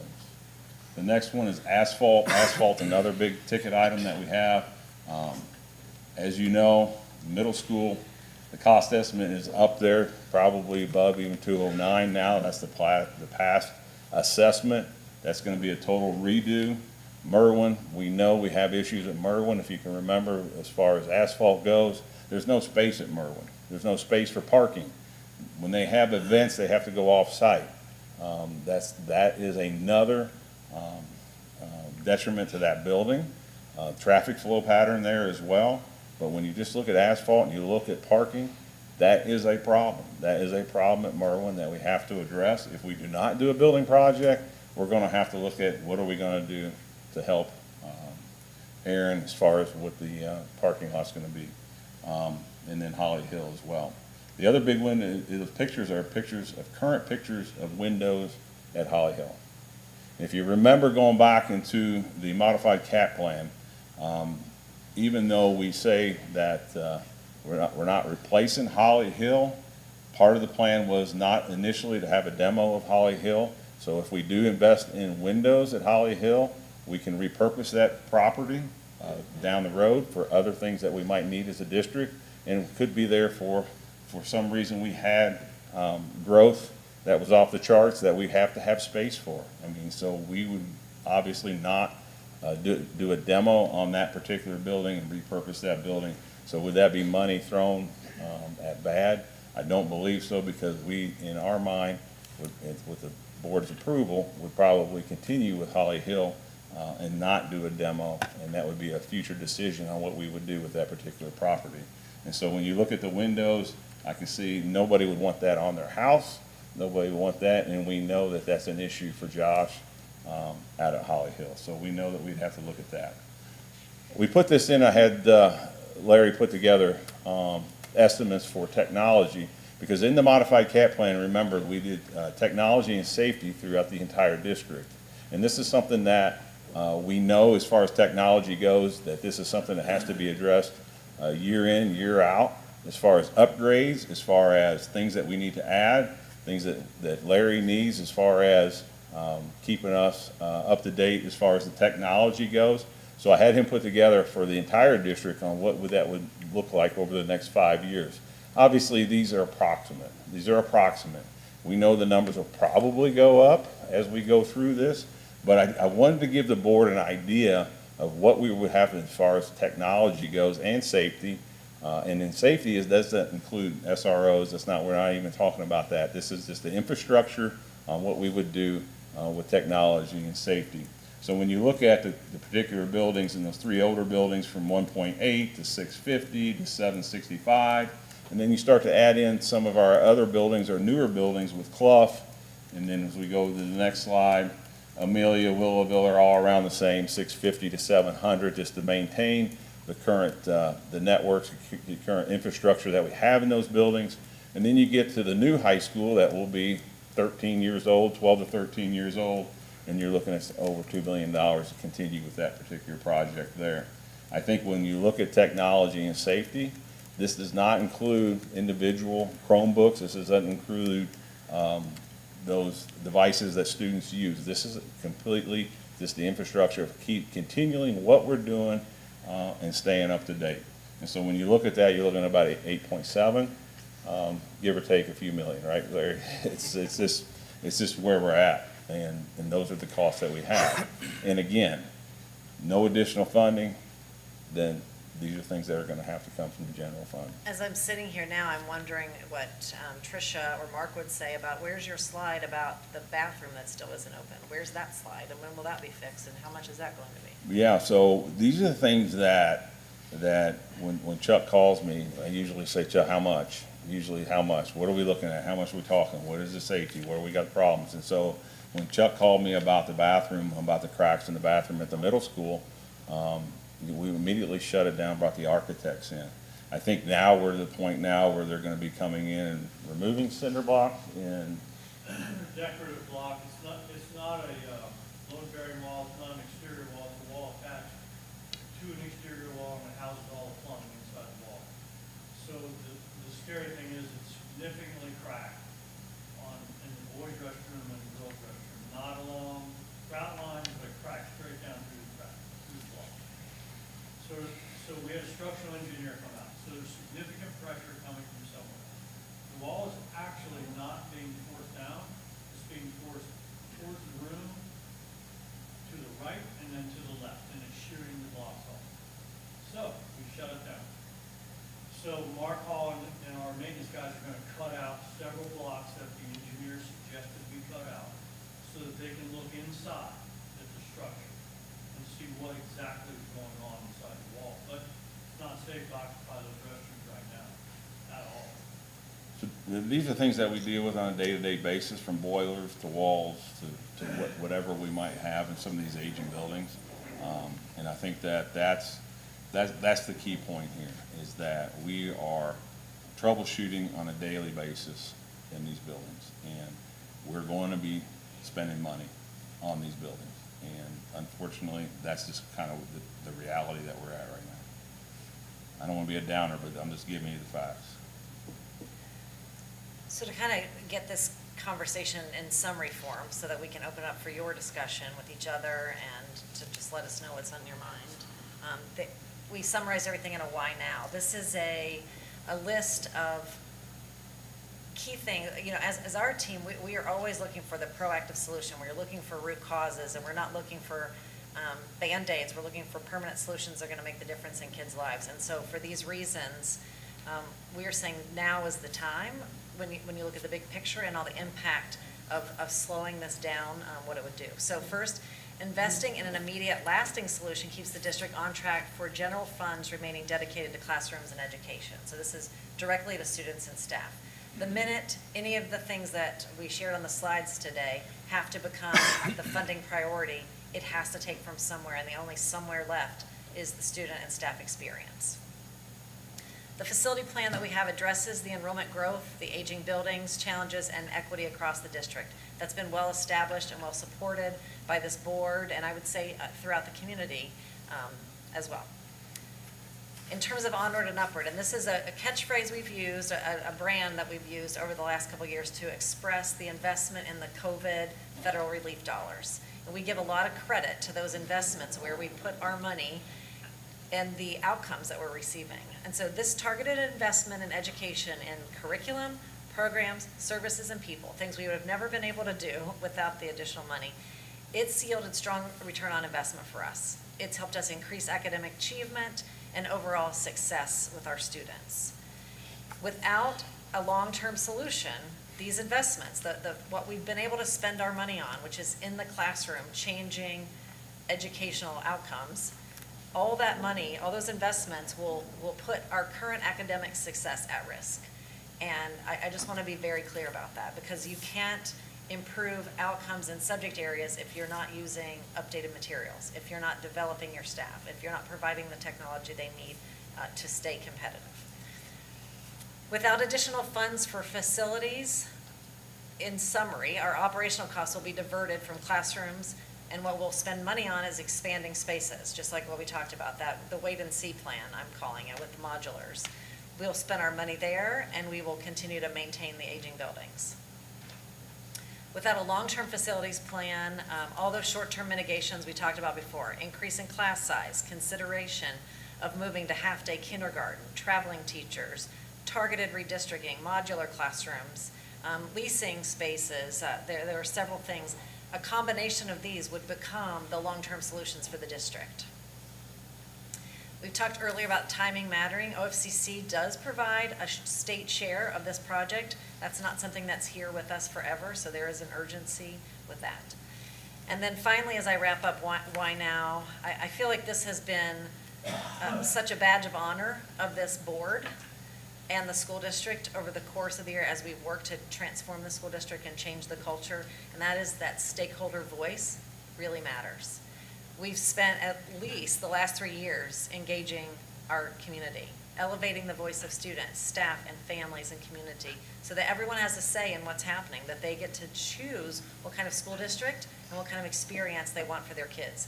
We've made it very clear that school choice is here to stay, and we want to make sure that West Clermont is a district of choice. And not only, this is another little small story. I was at Rotary the other day, and I'm presenting to a group of people, and afterwards one of the members of Rotary was saying, you know, I'm working with like a lot of different kids from your school, and she's like, they all go to the high school, but they all like have really different schedules, and she was just so puzzled. And then she said, as I started asking questions, I started realizing there's just many different ways to do high school now. They have lots of choice. And she said, I was so puzzled at first, and then she goes, that is the coolest thing ever. I wish it had happened for me.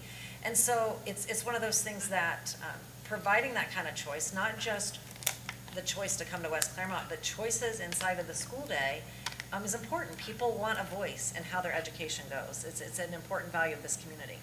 And through this whole process, we've been talking about our community having a voice, having a say. So I believe strongly that our community expects this to be on the ballot and expects to have a voice in this. And our community deserves to have a right to say what kind of district that they want to have and what kind of community that they have. Because there's been a long-term connection between the schools that you have in your community and the value of your homes and the value of your community. And so this is the why now for me. So I'll leave this slide deck, or this slide up here, just to kind of remind you of the big picture. And you know, I'd like to just turn it now over to you guys as board members to talk, to reflect, and to let us know, if not now, when all of these things should be addressed. Thank you, Ms. Adams. If I can actually start, and then we'll kind of go around and have everybody kind of speak their piece. So for me, the question of if not now, when is a challenging one that resonates deeply within the community and this board. Many individuals are grappling with the urgency of the question and seeking a clear path forward. I realize that as a whole, when we think about our district, we think about the newly constructed West Clermont High School, Summerside, Willowville, WT, and even the newly remodeled Cleft Pike. However, I want to share some facts that the community may not realize about some of our aging facilities. We've already covered some of them, but I'll just reiterate. Holly Hill Elementary was built in 1982 with some additions in 1996. It is nearing capacity, it is nearing capacity, and the roof is approaching the end of service life and may need some repairs soon. Merwin Elementary was built in 1966 with some additions in 1993. it is over capacity, which we currently have modulars on the campus to help with the overcrowding. That gives us some additional rooms. A professional roof evaluation found that all roof sections are at the end of its service life. When we talk about West Clermont Middle School, that was built in 1961. The school underwent some additions in 1998, 2000, and 2017. The most recent updates included constructing a hallway to connect to the former Amelia High School with the Amelia Middle School. Renovating the main cafeteria to make it larger, knocking out some walls, and painting the building. Our middle school students are housed in a building that was designed for high school and not middle school. A professional roofing evaluation determined that 10 sections of the roof have reached the end of its service life. If we as a district want to continue in the direction that we're headed in, then we as a board will need to be ready to adjust the operational budget for significant costs with HVAC, roofing, parking, plumbing, and additional modular units, meaning that monies that would maybe diverted away from students and classrooms, which will have an impact on the academic achievement within our district. If we continue on the path we are currently on, progress made in our upward and onward investment will be stalled. So if not now, when? I believe the time has come for the community to have their voices heard and to be given the opportunity to voice their opinion on ways to accomplish this. One way of accomplishing this is by placing it on the ballot. While I understand that our district will incur a cost by placing the bond levy on the ballot, the cost of neglecting necessity capital improvements will ultimately be far greater. So I ask the question, if not now, when? Thank you. Ms. Spencer, do you have anything? Well, the big question is when would be a perfect time to ask for the taxpayers to pay more for the aging buildings. I don't know that there is a perfect time. I don't know when that would be. I do know in the past year, our constituents and everyone in Clermont County has raised our property taxes 30%. Everyone's was at least 30%. Mine personally went up 43%. But as far as when is a perfect time, I'm really not a business person. I understand the concept of needing new things, but if I run my household is you don't spend more than you make, and it's sometimes you have to wait. It's not a no, it's just let's wait to see what the future holds. Maybe next year, everyone will feel a little bit more at ease with the new administration coming in. Maybe things change. Maybe our enrollment won't jump up as high as everyone seems to think it will. It's hard to say. I understand your thing says it's like 97% accurate. I don't know. It's hard to guess that, and no one could have ever guessed that we would have had a pandemic, right? That wasn't in the 5-year forecast, right? So things do happen and things change. And I'm hoping and praying that in the next year, people feel a little bit more comfortable, and maybe they'll feel that our district has made every effort to use the resources we have to stretch our dollar a little bit more, a little bit longer. So maybe next year, but as of right now, this year, I don't feel comfortable saying yes to this, putting it on the ballot I think it's a lot to ask for our community to do yet again. So let's talk about the maybe next year, because when you look at the timeline, because this is what I'm fixated on is time, maybe next year means at the same time an operational levy is to be on. So let's talk about that.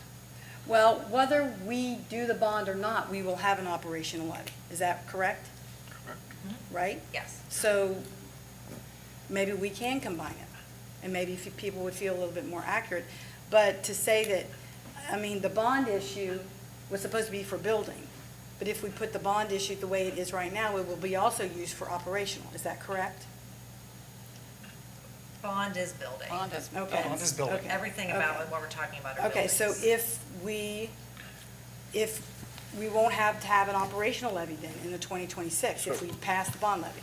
No. So, No, that's not correct at all. That's confused. Let me do it. yeah. So the way, and if you focus on this chart, okay, that is the plan that for the last 18 months we've been looking at. We actually started backwards. We know that in 2030, we will be on the ballot for either a renewal of that emergency levy or, depending on the financial situation, a replacement for an increase to that. Okay, so that's the choice that we have, and it's really going to depend on what happens there. As we work backwards, just focusing on operational, we knew, okay, that we would have to come back to the voters in 2020. It's just, unfortunately, the way schools are funded in this state, okay, we go back and we ask the voters to approve additional funding for us. A lot of it depends on what the state gives us. The state looks at your community and says, what's your ability to fund your schools? What's the wealth capacity to do it? They look at property values, they look at income to do that. We're on that guarantee. So we knew in 2020, at some point in time, we'd have to come back. The commitment was made to 24. Current forecast extends that to 26. Yes, that was made possible by the valuation increase. There's no question about that, okay, to do that. But we know, based on this forecast, that we will have to come back. If we can push it to 27, we will do that, okay, in order to do that. Well, and I just don't think we celebrate the 24. Like, I just want to pause on that for a minute, because the 2020 levy passed, and what we said to people, it was a 7.99 mill levy, the largest operating levy that's passed in West Clermont, and the tagline was, just maintain what we have. It wasn't add anything. And because of the investments with Upward and Onward, we were able to add things into the system that were basic needs, like curriculum, like right-sizing our staff, technology, things that should be in schools. If that's your core business, you should have those things. Compensating staff. I'm sorry? Compensating staff. And so not only did it not have to, we didn't have to come back in 24, we added value to the district that amount of time, been able to maintain it with that help of the evaluation. Right. So that's a key thing that was never in the cards to happen. It was never in the cards, and it was also planned that as we put that plan together, which I think the key to putting that plan together was that, we base our decisions and recommendations off the data and information that we have. This district already had the data and information of what they needed to do. So when the ESSER funding came in place, the two things we wanted to do and did was, what's missing that everybody already told us and we identified as missing, but at the same time, there was this global fear of, because of the federal funding, that there was this cliff in 24 when you had to spend that money by. And so we wanted to make sure that if we do these investments, we weren't putting ourselves or putting that general fund in jeopardy of falling off the cliff, quote unquote, to do that. And that's what this team did, put that together, do it. But it was really based off the data information that we had in hand at that time to do it. Keep working backwards. We knew, 2-3 years ago that there were facility needs at our schools, at least the 3 of the schools and the 3 oldest ones, that there had been a roofing plan that had been in place. There were other things that were happening with boilers and with walls and different things. We knew the windows to do it. That's why we went and had the evaluations with OFCC. And do we build new? Do we replace it? What do we do? They have formulas that tell you, should you replace it? Should you build new? Should you renovate to new? And those different things. We knew we had to do that because it was, and as Mr. Gephardt showed in the series of slides, okay, there are costs that we will incur if we don't have a facility plan that remedies our needs, whether it's enrollment or whether it's the aging school buildings, okay, whether in the enrollment there's an increase in special needs, that the special needs, have a class size of 8 versus a class size of 25. And that makes a significant difference in where we're going, especially when our special needs enrollment is increasing. So as we work backwards to some point in time, and I do this in my head, she visually puts it on paper, and we're there, okay? Because you don't want to go back as many times as you can. You want to make commitments to your community that, hey, we're gonna make good use of the funds, and hey, here's how long it's gonna last, okay? This facility plan is going to last a long time. Because we did the combination with it, and because of the wording with that combination, that those funds are dedicated to capital improvements, to those new buildings. There is, on the dollar amount for the bonds, it's a fixed dollar amount on the bonds. Based on evaluation, the county auditor sets that millage. If history repeats itself and we know valuation goes up, the amount of that millage will go down. On the school district income tax side, which was a specific response to what we heard the community say, that there are homes, there are properties, there are residents that the taxing is a problem. That's why we shifted to the school district income tax for half of it, to take and look at how do we do this in a more fair way to everybody that's out there without losing taxation to commercial, industrial, utilities, agricultural. We want to make sure that they're players in the game too with us. That's why the property's there. But the income tax was looking at how do we make this total more of a fair way. So when we look at the bond, or when we look at the facilities planning and the financing of it, if we don't do something now, okay, we will have a levy in 26. If we can push it to 27, we will do that. The amount of that millage will depend upon, if we do have a facilities funded plan, there'll be a certain dollar amount. If we don't, it will be a higher millage amount. It's just because those expenses, which added up to $57 million, even if we split that up over time, 10 years, okay? Just average it out, $5 million a year, that's going to add a millage amount, additional mills to that operating fund. Because there's nowhere else to get the money from except out of our operating fund. If we don't want to add to it, okay, that is direction to me, to tell the person to my left, tell me what you want to take out of the budget, because I can't end the year in a negative number. It's got to be positive. If we go on too far, okay, and this is realistic, this is real, okay, the state comes in and says, hey, your projection is not as good as it should be. Tell us your recovery plan. And if you can't give us a pretty good recovery plan and you're going in that negative direction, okay, then we may have to come and take you over. You may have to do that. So the facility plan does impact the operating plan. I mean, they're connected together. Right. But So what that's would what I was take saying. away The the other? facility plan affects the operational plan. Right? Correct. Right, okay. It won't keep it from happening. No, right. Yeah, but the thing of it is even if you look at that time chart, every decision at one point has an impact or consequence in that future position. So the go or no go in 25, okay, impacts what we do in 26, or if we can push it to 27, that. What we do on that impacts what we do in 2030, okay? Because it'll, the millage amount that we go there, we're gonna project that it can last so long. And I mean, the best opportunity in 2030 is a renewal. We just ask the voters, you've been giving this dollar amount, give us the same dollar amount. If we don't have some things along the way, then we're gonna have to ask for a replacement.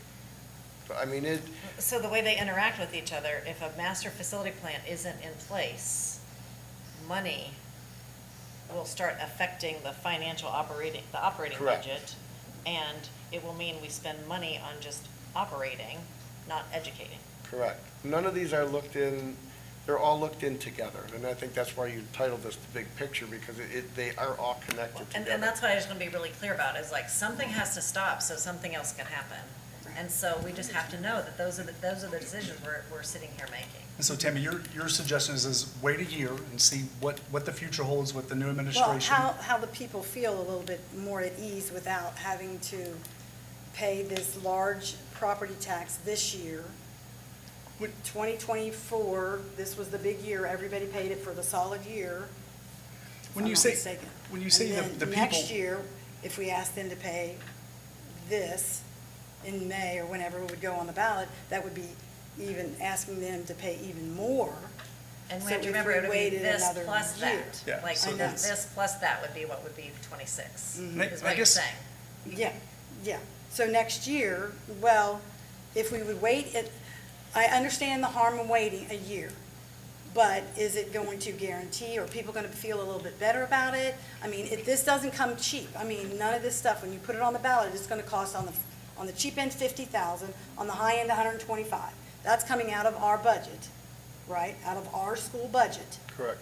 Right? Not that that's a lot, but it is, right? So it's just, I feel like a lot of people are struggling with paying this. Let us settle down and get it settled down a little bit, and then maybe everyone, I would feel personally a little bit better about it. But that doesn't mean that everybody will. That's just the way I feel and the people that I've talked to feel. I'll piggyback on it just a little bit. I thought there would be more concern in the community when we started bringing these things to the table. I was expecting to hear from a lot of people about it, and I did hear from people about it, and I was surprised that it's the opposite. Good. I mean, most of the young families that I'm involved with at Merwin, through our church and other community programs I'm in, I have not heard one against. I've heard support, and I'm honestly flabbergasted by that. I think us as a board, since I've been here, we've been looking at these things kind of from a high point, and we've seen these things on the horizon, the concerns we're having, that we're discussing for the last year and a half, and over a year and a half ago, we asked you to take a dive into this and to dig into this and peel back the layers and to find out a solution that would be best. And you did an incredible job. You and your staff and the community teams that got involved came together and worked hard, putting in time, energy, and resources, and brought together the best plan you could come up with. And honestly, I think it would be negligence to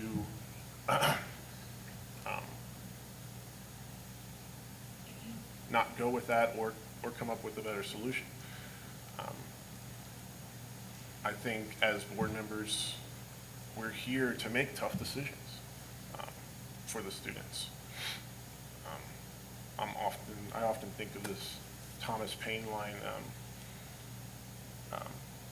if tough times are to come, I hope they come in my time so that my children can have peace. And that hits me hard a lot because that's why I'm here, to make these tough decisions for my children. And I don't want to kick the can down the road. We have schools that are 60 years old. How much further can you kick that can down the road?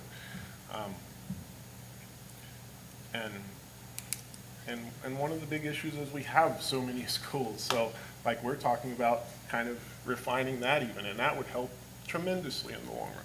So we're a tough board. We can come together to make a tough decision because we have big shoulders to lay these things upon. And we have a tough community who has our back because we've earned their respect, and we've gone to them and we've talked to them, and they've seen that, and we've honored our promises. And I think they're going to come together with us.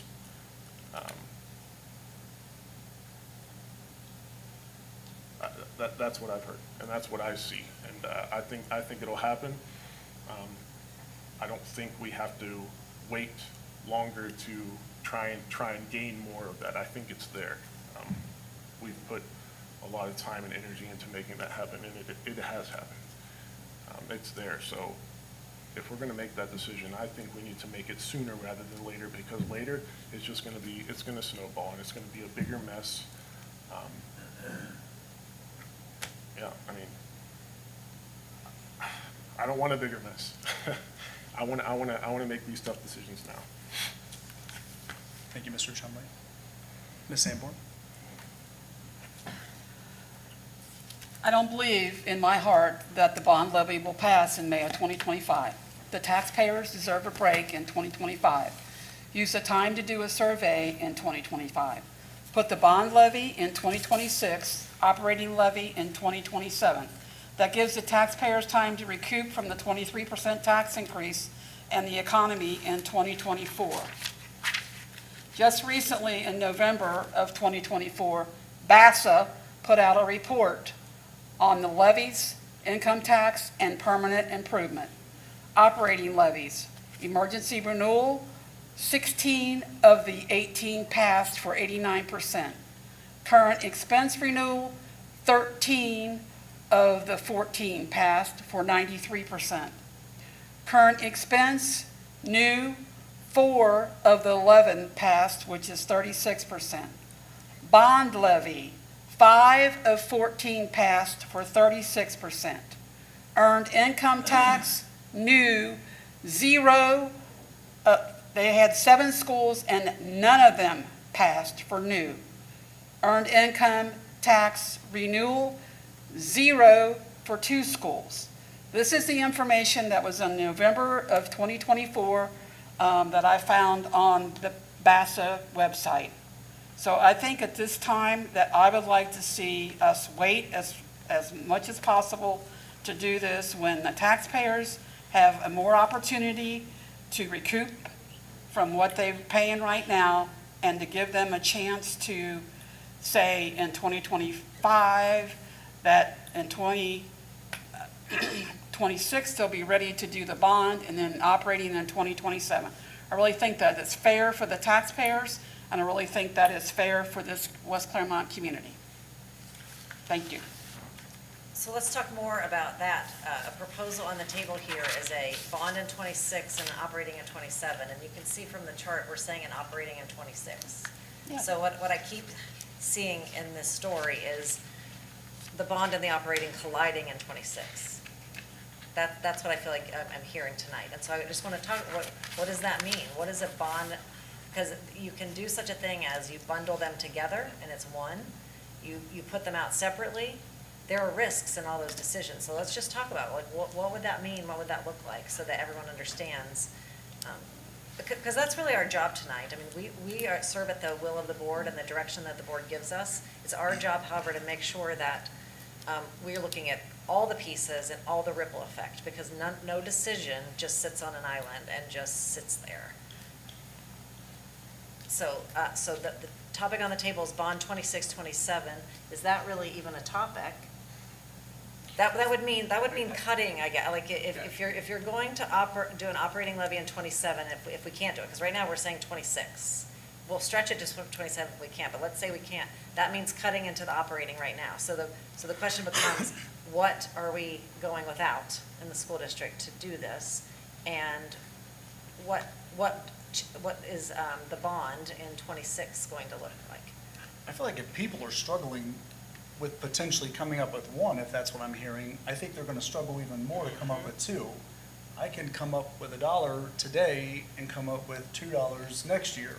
So I'm trying to understand that if we're doing, I just don't think we're going to get two. If you're saying we're going to struggle now, and I guess for me, and I'm sorry I jumped ahead of you a little bit, but for me, I understand my role as a board. We are now a board. This is when we make decisions.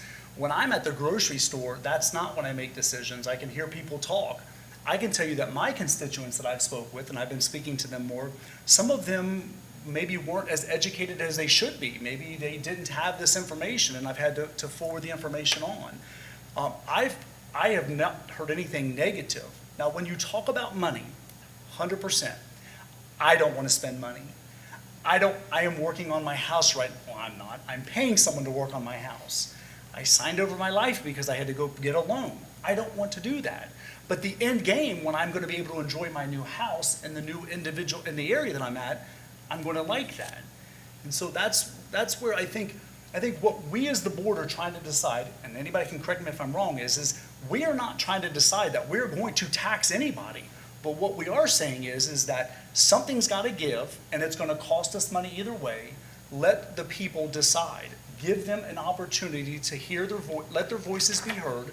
Let them see what they want from us. Then that will give us guidance. If it comes back and it fails miserably, which I hope it doesn't, then that says, hey, Natasha, Dan, you better get to work.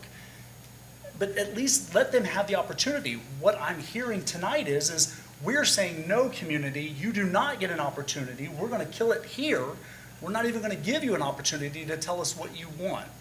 So that's what and again, the public speaking that we've had the most here recently. All of them, majority of them that have spoke about the taxes. That has been their main statement is the taxes. We get it. Nobody wants to pay more taxes. I can assure you, I do not want to pay more taxes. There have been people that have been speaking that have spoke for it. If you look at our CAT team, that has not come and spoke publicly about it, but they're on the CAT team. They're the ones that endorsed this. If you look at the CAC team, they've endorsed it. So if you look at those amount of people, then we have that. And so I guess at the end of the day, and I'll jump to you, Mr. Rudy, but at the end of the day, all our vote is to let them make the decision. That's what our vote is. And we can spend the money. If you said, what'd you say, the low is 50? There are going to be other things on the ballot. I can assure you of that. The townships are going to have stuff on the ballot. So there's going to be other things. So hopefully it'll be cheaper, but still, 50 it is, yeah, on the low end. it is because you share. And again, I want someone to correct me if I'm wrong. That's not a cost we decide. That is the Board of Election. That's to run it, correct? So that's right. So they pass it on to us. And so, but even if we don't do something, we're going to have to do something. And one of the things that I want to clarify, and I continue to say this to you every time you say these things up here that you're saying that are going to maybe be short-term fixes or even long-term fixes, these are not threats. This is reality. This isn't us sitting up here and saying, if you don't give us what we want, this is what we're going to do to the community. I hated when that happened when I worked in the district. These are not threats. This is reality. Yeah, and that's why we work together to establish what are our problems, so that we're all working toward the same problems. And those are truly like real-time answers to the problems. And it's just a matter of what district do we want to have? Who do we want to be? Because there are consequences to every piece of this. It takes away, if we make the kindergarten decision, that's going to take away from academics for students. But that might be the thing we have to do. Otherwise, we could be redistricting a whole side of the district. It could be extremely disruptive and maybe have a different impact. And so that's why I just keep saying, I want people to picture, like, okay, if we kick the can and move it to next year, we've now landed a levy and a bond together. What does that mean? What is that size? What happens if it passes? What happens if it fails? And so, like, all those things really have to be thought about and talked about, because it's one thing to see it on paper, it's another thing to talk about it. So that's why I just want you to truly, like, picture these problems that David and Chuck and Randy talked about tonight, continuing to be here. Picture kids continuing to show up here. Picture the bond not passing and the levy not passing a year from now because we waited for things to play out. Picture a wall falling in the bathroom because of the structurally damaged. Picture that. Picture your kids in the next classroom. Picture that. Like, that's what we have. And again, we gave town hall meetings. We've shown these buildings. This isn't us sitting up here saying the sky is falling. Oh, the sky is falling. You need to get. This is reality. This is reality. And if we're talking about like pushing things further to give people a year of breathing room, we're talking about coming back in 26 and then coming back in 27 and then coming back in 2030. Like, there's no breathing room there. Like, or you could bundle them, like she said. If we're afraid of our community rejecting this, I'd be more afraid of them rejecting something much larger. And I was going to say, yeah, if you bundle it, it's got to be much larger because you got to get it. So it's and if we're afraid of our community rejecting this, I'm not afraid. Well, if we're afraid of it failing, I've been in meetings where the community was opposed to something. I've seen outside board meetings in other districts of communities opposed to something, and they are filling these seats. And they are showing up, voicing their complaints at that podium out the line. Like, we're not getting that. And that, plus what I'm hearing just personally out on my own, that's a great sign. That is a great sign for this. And what if in a year from now, things are worse financially for everyone in this community? What if 2 years from now, things aren't better and whatever? Like, we can say that all we want, and that's just kicking the can down the road. And Well, the what if is this, because I will say, it can't be a surprise to anybody in West Clermont, because the what if has been lived. Yeah. The what if is, we have to operate, because kids keep showing up. So what do? We put money into that side of the house. We stop putting money in education. We did not update curriculum here for over a decade in multiple subject areas, some almost 2 decades. But miraculously, in that statement, a lot of the kids still graduated high school and are still very productive members of society. So I understand what you're saying, but we also have to give the educators a very big hats off to what they have accomplished in those 20 years of not updating the curriculum. My students, my children happened to be in that mix when all that happened. And every one of my children are very productive members of society, and many of their friends are too, and now they teach at West Clermont. So I understand what you're saying, but let's also give credit where credit is due, where that was a bad, dark time in West Clermont, but we still had a lot of survivors that came out ahead, and they're great members of society right now. So every hat I have is tipped off to our staff. I think they are the most incredible Yes, educators absolutely. I've ever worked with. So Yes. that's not true. But I will say, as superintendent, my responsibility is all children. I believe all kids can learn, and I'm the person that's responsible to make that happen. I believe that I want to know every student's name, their story, their strengths, their need, and I want to respond. All means all. What you talked about just then was some. Some kids were very successful without curriculum, without the resources that they needed. Absolutely, hands down, 100% accurate. Not all kids. And so what we've tasked ourselves as a board is to look at equity and to say, all kids deserve, no matter what house you live in, what street you're on, what school you go to, all kids deserve to have the opportunities. And that's what we have really turned around here. Schools are performing in the school district right now that are on the lower socioeconomic side of things, and they are increasing their performance at amazing rates. That's because we're leveling the playing field with the resources that we've poured in. So this is not a statement at all to take away anything from the past, because it is absolutely incredible, incredible what has happened in the school district. I'm just saying, in the window of time that we've had to invest in all kids in different ways, we are seeing results. And the feedback that I receive on the daily is we want to see more of that for all kids, not some kids. Mr. Rudy, I'm sorry, I neglected you. All right, Tammy, I want to address something with you with the increased resources. The report card's gone up. And something I've noticed that kids really enjoy coming to school that a lot of them didn't like doing before. And I think that's due a lot to these resources and the different plans at the high school. When I visited, I couldn't believe everything going on. And I was very skeptical about that large high school. But it was pretty darn cool. And I was thinking, maybe I wouldn't mind being a student again and going there because of so many different things. I believe that we need to have the taxpayers tell us what they think about this. I think it's our duty as a board member, as board members, to put it on the ballot and let them decide. I feel very strongly about that. I also am very big on equity. I didn't come from poverty, but I came from a family of sufficient means. I have 3 brothers. We all went to college. We all did very well. I have 4 nieces and a nephew. They're all college educated. And I think, looking back in my high school, it wasn't equitable. I was lucky. My entire family has been lucky.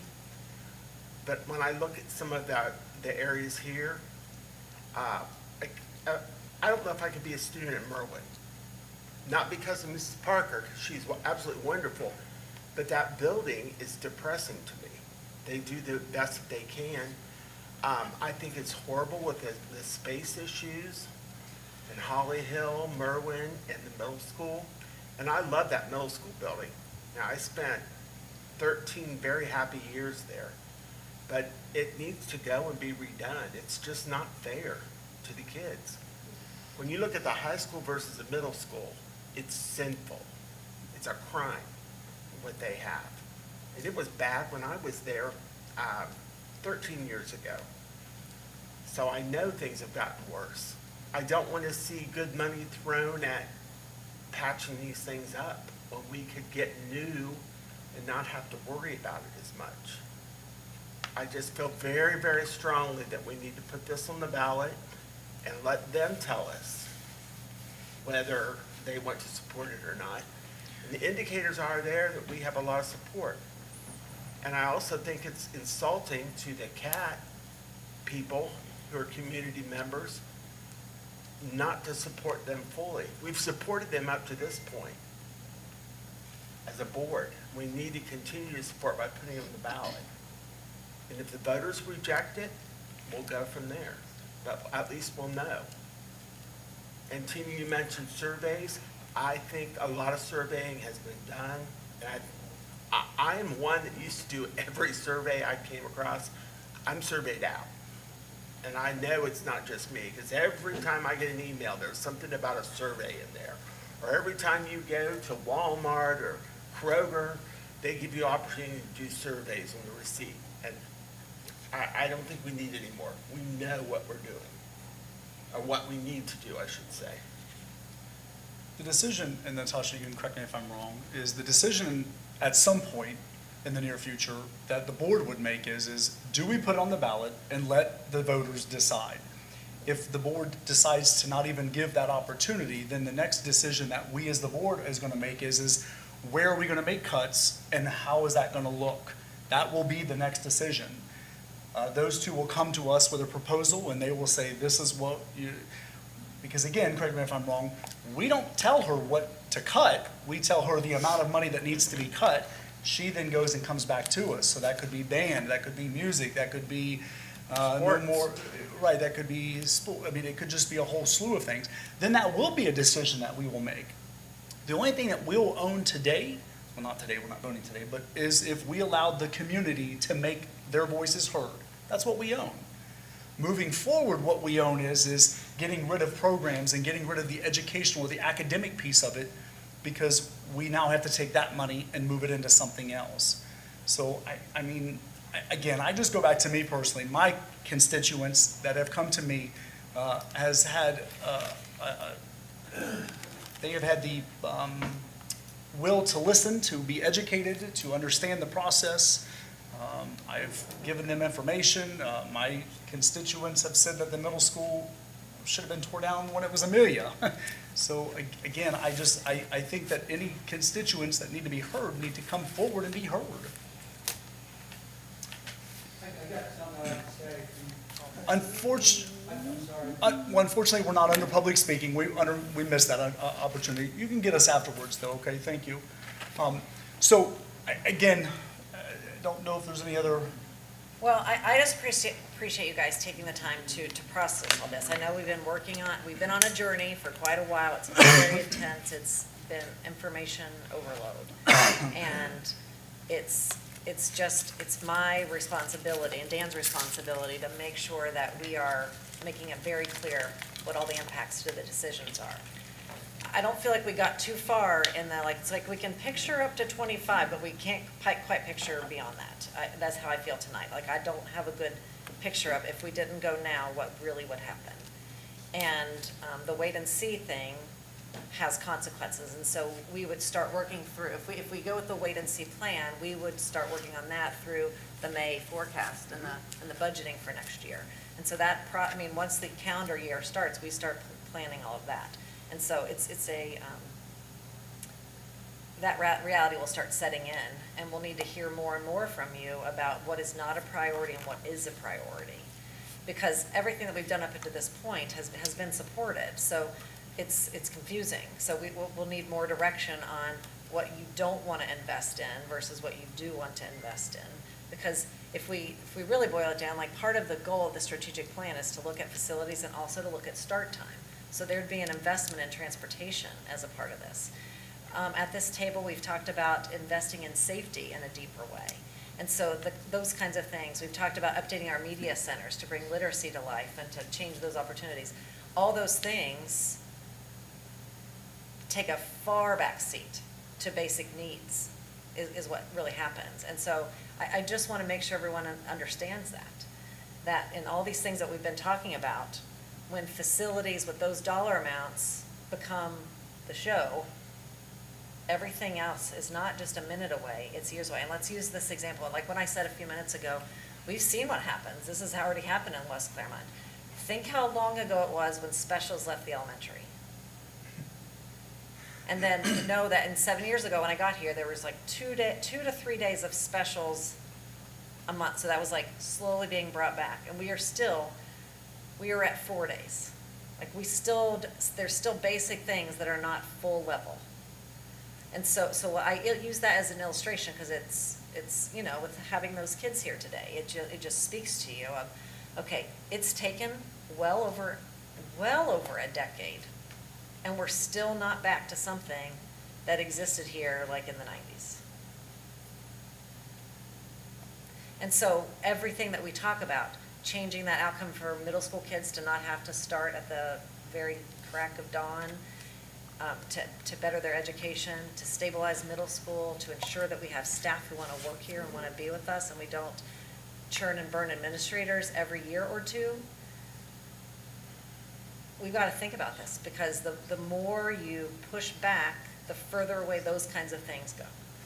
And so it may be the choice. It may be what we have to do. The voters may tell us in May, we're not interested in this. And those might be the decisions. I just want everybody going in knowing full well, like, what will become of West Clermont, because we have lived through hard times and had to fight back. We are in this middle of like getting to be very healthy, and not only healthy, but performing well. We were this close to 4.5 stars. We were this close, and all that becomes compromised. And I don't say that as we'll just all like give up and we'll stop working. I don't mean that. I mean, these are big decisions that start having ripple effects with our workforce who choose to be here, with the resources that we have, and the time that we have to develop people to deliver this higher level of education that we are trying to bring here. So my goal and Dan's goal over the course of the next several weeks will just be to continue to help people picture. If we're saying let's not do this now, let's do it later, what does later look like? And what does it mean? Because the effort, like we've spent 18 months talking about this, so like what's it going to take? How many more months would it take to talk about that next thing? Because you can't think about one topic, you can't think about 1 year, you have to think all the way out to 2030 and know your moves. And that's what we'll need to know. We'll need to know our moves so we can make decisions about staffing, decisions about space, decisions about short-term mitigations. So it's not so easy just to say, well, no, I don't like this. We have to say, okay, now what? And we have to think through all the scenarios. And so I'm saying, like, we'll do it, you'll do it. This has to be together. Do you want to say anything? No, I think that, the big thing for me is in putting a financial plan together to follow the program and the plan that you want for your district. There's a balance. There's the balance between what the district needs for its students, for its staff, for an educational program that we have. There is a balance on the community side because of the valuation increases, because of the taxes that they pay. There is no question with that. I mean, that is a reality, okay? But it is our jobs, our responsibility to provide the information to the board, to provide the opportunity to the community to make the decision of what they want. And, you know, when I keep looking at this chart, I keep going through my head again, is okay, if we don't do this here, I know we're gonna have to do something else other than what, you know, what the numbers say, right, on that forecast for 25, 26. That's a reality. It's not a threat. It is something that needs to be done with it. And each decision point, each vertical line there's some decisions that need to be made. I mean, that's what's going on. And based on that decision, it's going to impact what's up the road. That is there. We can't say, maybe Gina too, I want to respond to the Vassar report. I can't say for sure because I didn't pull any of those districts. But I bet there was some sort of consequence because those didn't pass. Okay? And I'm sure the school district let the voters know that. And the voters decided. Okay? They decided rather than this, you know, we'll accept the, you know, that decision one way or the other. I mean, that's okay. And we respond to that. The board will respond to that as we go through it. But I think sometimes to say, here was our plan, and if we wait, okay, then there's further things on up the road. One thing that I don't want to have to happen is we don't do this, and somewhere in 25 or in 26, and there's a larger millage amount, okay, than what we present, that we, you know, than what could be for the operating fund. If someone looked back and said, well, why didn't you? Why didn't you give us the opportunity back then? Because now look what we're faced with and such. And it's just, that's there. So I've never been, over 44 years, I've never been part of a decision like this that hasn't, you know, people struggle over making that decision. It's not an easy one. It isn't, okay?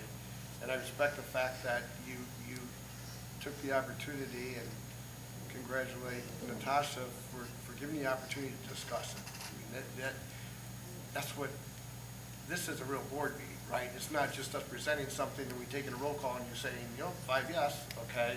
It's about, you know, you meet in a public forum to have deliberation. And that's what you were really doing with this, okay? So pat yourself on the back for that, because some boards don't do that, okay? So that's good that you're doing that. These decisions are not easy, okay? But the decisions do have consequences. I mean, that's where it's at. And we need direction. That's what she needs. That's what I need. That's what these people out here need. You know, as we put some things together, is if it's not this, okay, then here's some other things that we need to do. Okay, and we'll follow through with that. So again, just to kind of wrap up, I mean, so obviously if we decide to not do a bond, then we need to then make the next step. So what it looks like, is that going to be a double levy in 26 for a bond? Or that, we just start thinking, because that will be the next step, and then potentially owning whatever it is that we as a board will want to do away with within our district, to be able to sustain falling walls and bathrooms that aren't working, HVACs that has to be replaced. And so just think about that. Is there anything else anybody would like to state, comments, any other last final words? Everybody good? Natasha, is there anything else? I think I do have more agenda items, but my No, computer as just far as turned this off. piece, No, I just appreciate everyone's participation tonight, and I know you've been thinking about it a lot, but we'll just continue this conversation. In terms of procedurally, we would need to bring this to the board in January and have it passed by the end of January to be able to get it technically on the ballot. So there's some timeline constraints that come into place in January, and we would need, to be able to put it on the ballot, we would need a 4-1 vote or a 5-0 vote to be able to do that. So that's kind of like what January will bring to us. Okay. Can you repeat that? Sure. We will bring it back in January. the resolution of necessity, to proceed as the final step for a vote. And it has to be done inside the month of January so that we meet the timelines to be able to file with the auditor's office and Department of Taxation. So we're still on target to meet that deadline. And in order for this to be able to be put on the ballot, we would need a 4-1 vote or a 5-0 vote to put it on the ballot. Okay. So, and that's unique in this situation. That's because typically it's 3-2. In this situation, because it's a combo levy, which means it's a combination of property taxes as well as income taxes. There's a higher level of two-thirds of the board, a higher standard than most votes. So I just want to make sure everyone was clear about that. So that's all I have, and I'm still trying to turn on my computer and figure out where we are. Oh, okay, so the transportation update. I'll get my computer turned back on. It's tired. Good evening. What I have for you is just information only. Our contract with Peterman expires in July, so we have to do an RFP, or request for proposal. So Dan, Randy, and I will put together the proposal and bring it to you. We hope to get it out in January, and we do anticipate several other companies bidding on our transportation. So if you have any questions next month, let me know. Thanks. I'll keep my comments brief. I do want to just celebrate the staff of Clough and Willowville this weekend. I know there were many events. There was an event at the high school this weekend with the Nutcracker, and there will probably be more this weekend. So many special family events that have been hosted, and it's just very heartwarming to be in a setting where moms and dads and grandmas and grandpas and kids and aunts and uncles are enjoying their time together and have such a good feeling about West Clermont and such pride and interested in talking to me, telling our story. We do believe everyone's story matters, every voice matters, and that's why we're going into this 2025 with the video series that we kicked off with tonight. I also want to take a moment to thank the community for their support with our very sad news of our very own Kevin Thacker, principal of Clough Pike Elementary. We received such sad news this weekend about him not being able to return because of a fatal brain disease. And the staff has really rallied together. Tomorrow is going to be a very hard day for them, so I just ask for everyone's thoughts and prayers as they face their students and face their building in a new way, and process and learn how to rally around each other and to do what Mr. Thacker would expect, which is for everyone to do their job, get back to work, learn, and keep that the #1 priority.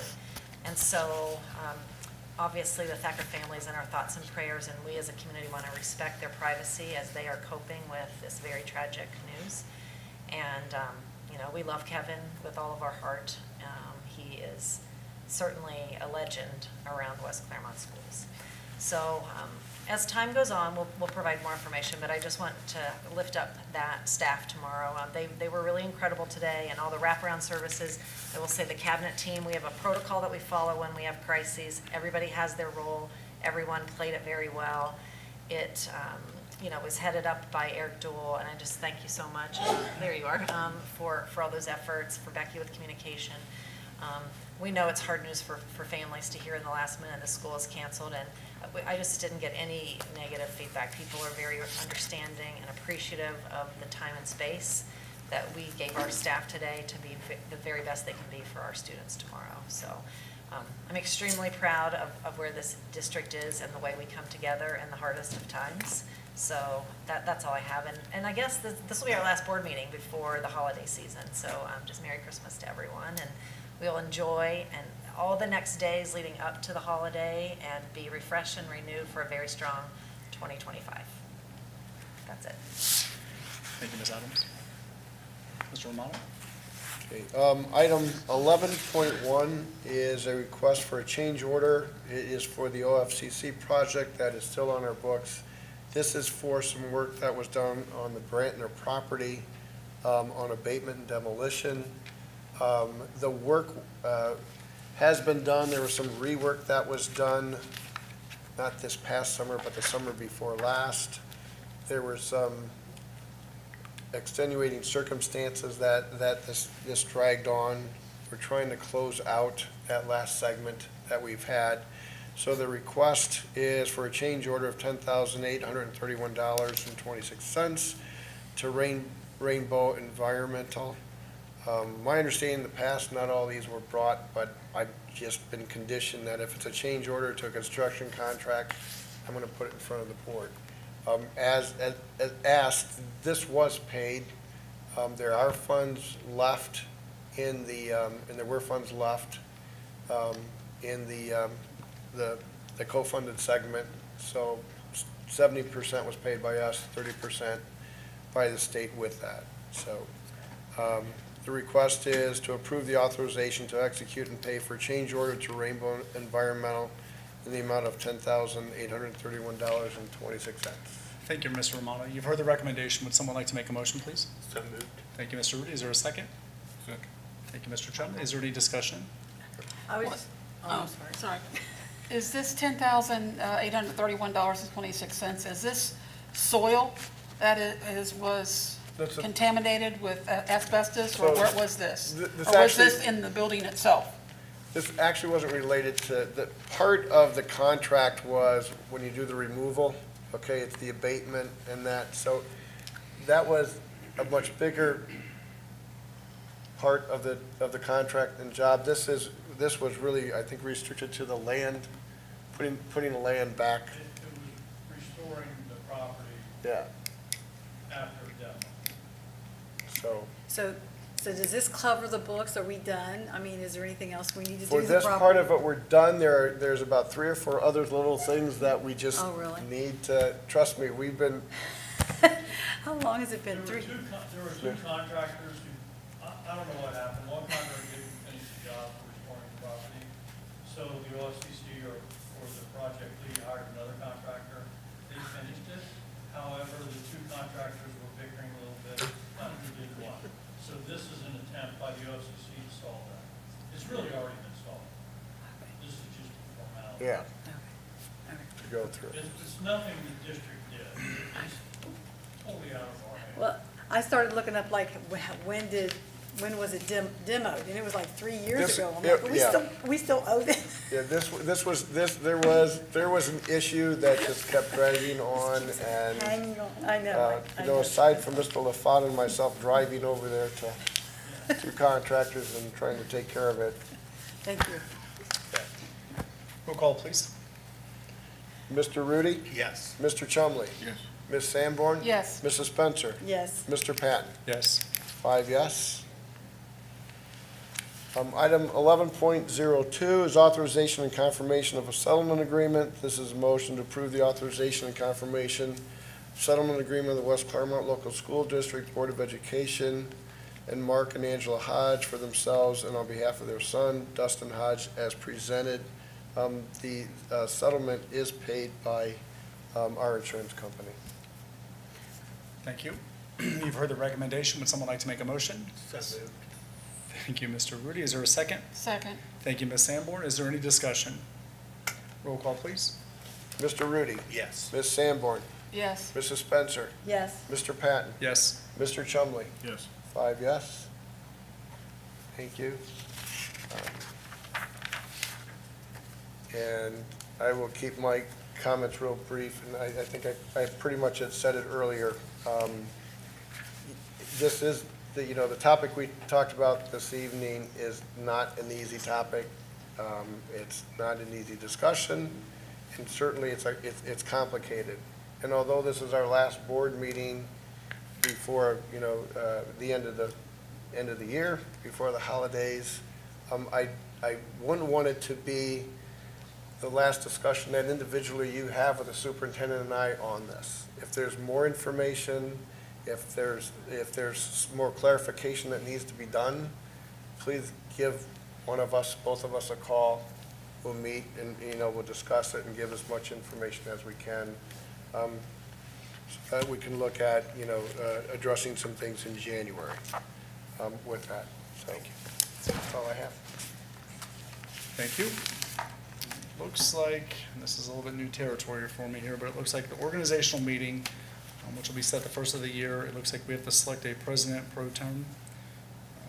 Yeah, you have to select a president to oversee the meeting, and then there will be a process that night to select a new president. So does someone make a motion, and then we?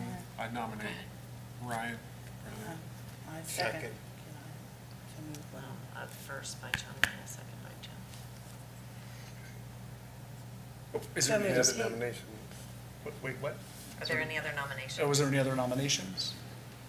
Rudy for vice. Oh, we're not doing that yet. No, just doing the president. This is just for the January 6th We meeting. don't need a, So Getting technically, a little ahead. So Ryan's term, Mr. Patton's term, and Mr. Rudy's term as president and vice president end December 31st. yeah. So as you go into the organizational meeting, at this last December meeting, you appoint that the president pro tem to begin the meeting, okay? Then the first action you take at that meeting is to elect the new president. So it's to really to start that What if he meeting. breaks his hip on the way up? Why would you say that? I got his Michael? He's already done it, work. So is there any discussion? So there's a nomination for Mr. Patton. Yes. Do we have to second it? No. We did that part. Okay. Yeah. So no discussion? Any others? Any others? No. Okay. Take the vote. One that we just need to call out that the meeting in here is January 6th at 7 o'clock. That's what you're voting for here, that you're voting to set that meeting January and to elect 6th. the president pro tem. Oh, I didn't even see that part down there. Okay, so yes, so the board should establish the date for the meeting is January the 6th, 2025 at 7 PM at the Union Township Hall Room. That's probably In here, downstairs. it's here. It's in here. Oh, Center. Civic Center, oh, okay. I thought that was a different room. So, call the roll? Okay. Mr. Patton, Yes. Mr. Rudy, Yes. Mr. Chumley, Yes. Ms. Sanborn, Yes. Mrs. Spencer. Yes. 5 yes. Thank you. Oh, I'm sorry, we're not done yet. Wow. Next is board comments. I start with Mrs. Spencer. I just want to comment too on what Natasha said. I also got to go to the high school dance Nutcracker spin on the Nutcracker this Saturday, and then afterwards they had cocoa and we got to meet the dancers. It was really nice. And my grandchildren went and they loved it. They thought it was really cool, and they got to meet the dancers, and they did a great job of hosting the cookies and the cocoa, and there was plenty of food for everyone, and I thought it was wonderful. I thought it was well done. It was well done. And I hope everybody has a nice holiday break and enjoy family and loved ones. Thank you. Ms. Sanborn? I wasn't aware till tonight about the operating levy going to be in 2026. So now I'm going to have to rethink my thoughts altogether, because I didn't know that. I thought it was going to really be in 2027. So that's why I said that. I will reevaluate my process and see what I come up with.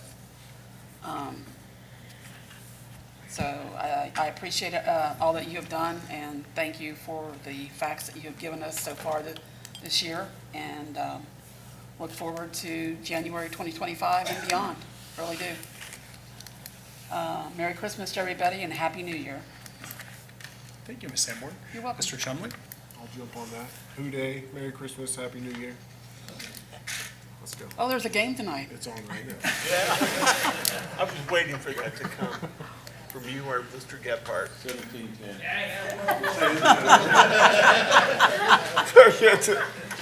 Don't spoil it, huh? Mr. Rudy? I just want to say happy holidays to everybody. I'll keep it brief. Not that brief.